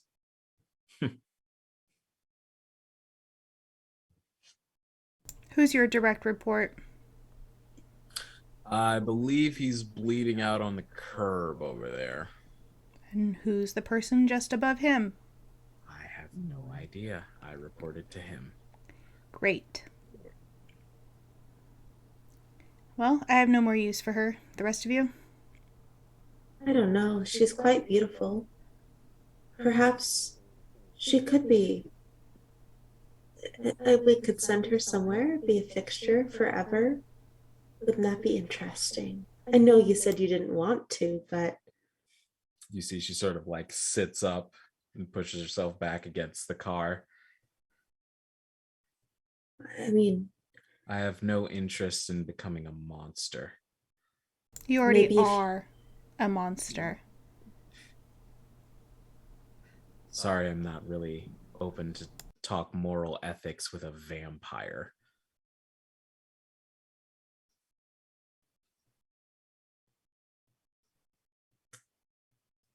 Up to you, Sawyer. What would you like to do with her? well, she's going to be this nasty forever. I don't see any use for her. Dawn? Pearl? Oh, she was so happy to let the little girl be drugged. Maybe she wants a taste of it.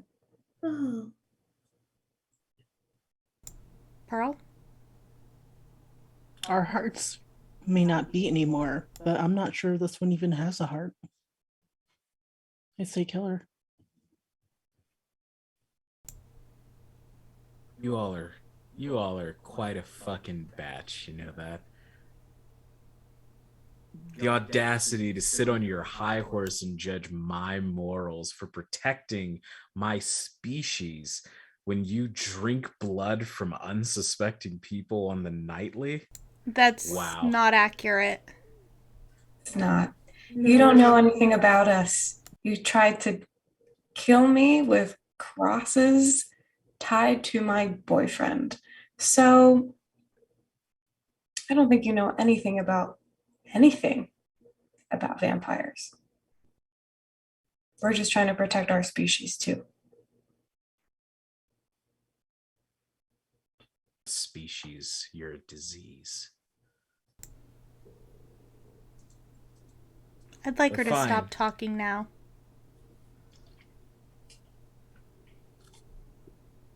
I'll help, Dawn.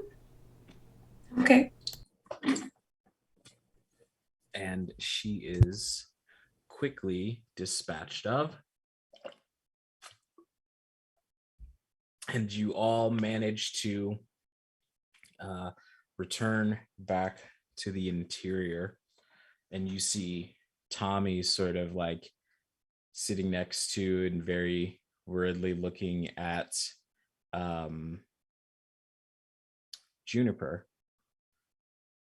And Juniper looks panicked.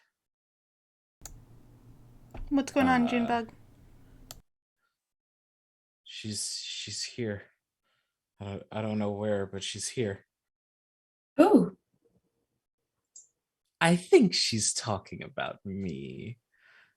And you see stepping out of the shadows, like literally stepping out of a shadow, there's this woman with very long black hair, wearing a red cardigan vest and these sort of like torn up jeans.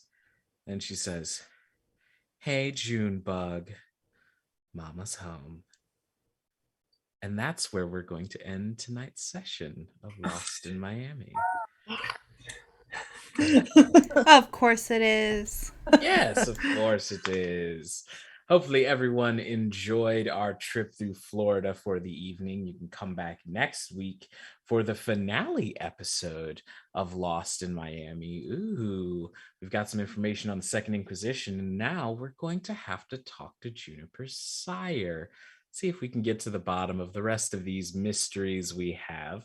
But until then, we can do some lovely outros going in reverse order this time, starting with Nikki, who played the lovely Maeve. Excuse me. I can go with Amanda first, actually. Oh, all right.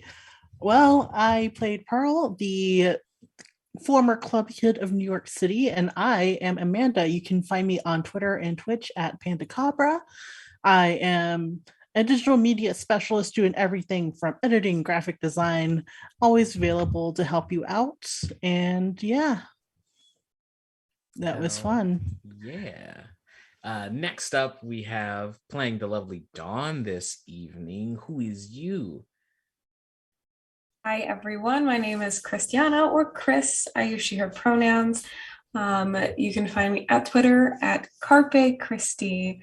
I played the ever weird Dawn, our Malkavian cult leader, who has a lot of stuff going on. Take it away, Christina. Yeah. Hi, I'm Christina. I'm using any pronouns, and I played Sawyer tonight, our vibey hippie chick, Toreador. Having a lot of fun. You can find me over on Twitter at D20xtina, over on Itch and on Twitch as Xtina Smash. And next, you can catch me over next Thursday, you can find me over on Carrying Comfort, playing Yazeba's Bed and Breakfast. I'm guesting on an episode there. So go check out the stuff on YouTube and come check it out next week. Fantastic. And now we go to Nikki. All right. Now I'm ready. Okay. So I'm Nikki. I'm co-creator here at TTRPG. What do we have coming up? Okay. So, we have finished Avatar Season 1. Boo, so sad. That will come back in June, so keep an eye out for that. We will have a masks, 2 different masks campaigns starting in March. So we'll have a Wednesday night masks campaign run by Natalie, aka Nat20. And then we also have our long-term masks campaign season 1 starting on Saturday the 19th with our premiere with myself, Momo, aka A Minstrel's Tale, and Izzy, aka Z Mist. And the GM for that is Miguel. So check that out. We will have multiple seasons of that as well. And then on the 26th of March, we have a couple of charity streams. So we've got Riley running Honey Heist. We have Super Dylan running Guys in Chairs. So take a look at that. That's part of the fundraiser for WAVA, which the money goes to support all people of marginalized genders with aftercare for it's a rape crisis center. I couldn't think of the words. I am tired. Anyway, so there's that. And then I think that's all. No, we have a charity stream on like the 21st, I think it is. More information on that as well. I don't even know what game that is yet, but it is happening. So keep an eye out. TTRPG is doing all kinds of cool stuff, so make sure you check in. Follow us on Twitter. Follow me on Twitter if you like having a teacher ramble about weird shit. Halfling_Nikki. And that's all. Hell yeah. And then last but not least, I guess, is me. Hi, my name is D. I am the mastermind and MC here for Lost in Miami. So on Tuesdays, you can catch me here for at least one more week to wrap up this wonderful story about little Juniper Lee and the discovery of who exactly she is. On Mondays, however, you can catch me over on the Critical Misses channel, where I play a Deizuko in the Roll20 Spotlight show Kingsguard.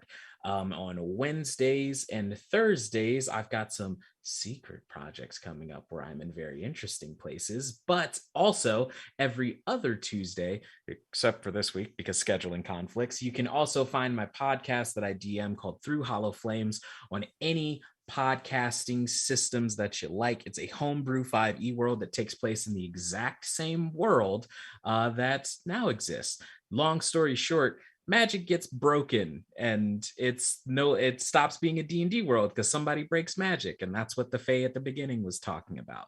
So that is what all of this lovely stuff is. If you see me running games anywhere, it's all in my one big Atlas-sized world and somewhere along the timeline. So with that having been said, I am still the reigning and retaining TTRPG Universal Champion. And if you want to figure out how you can possibly get this belt off my shoulder and hear me stop talking about it for once in my goddamn life, you should follow me on Twitter at It's the Riddler.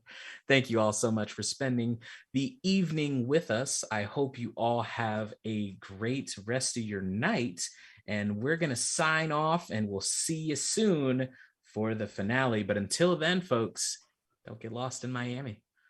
Bye, everybody.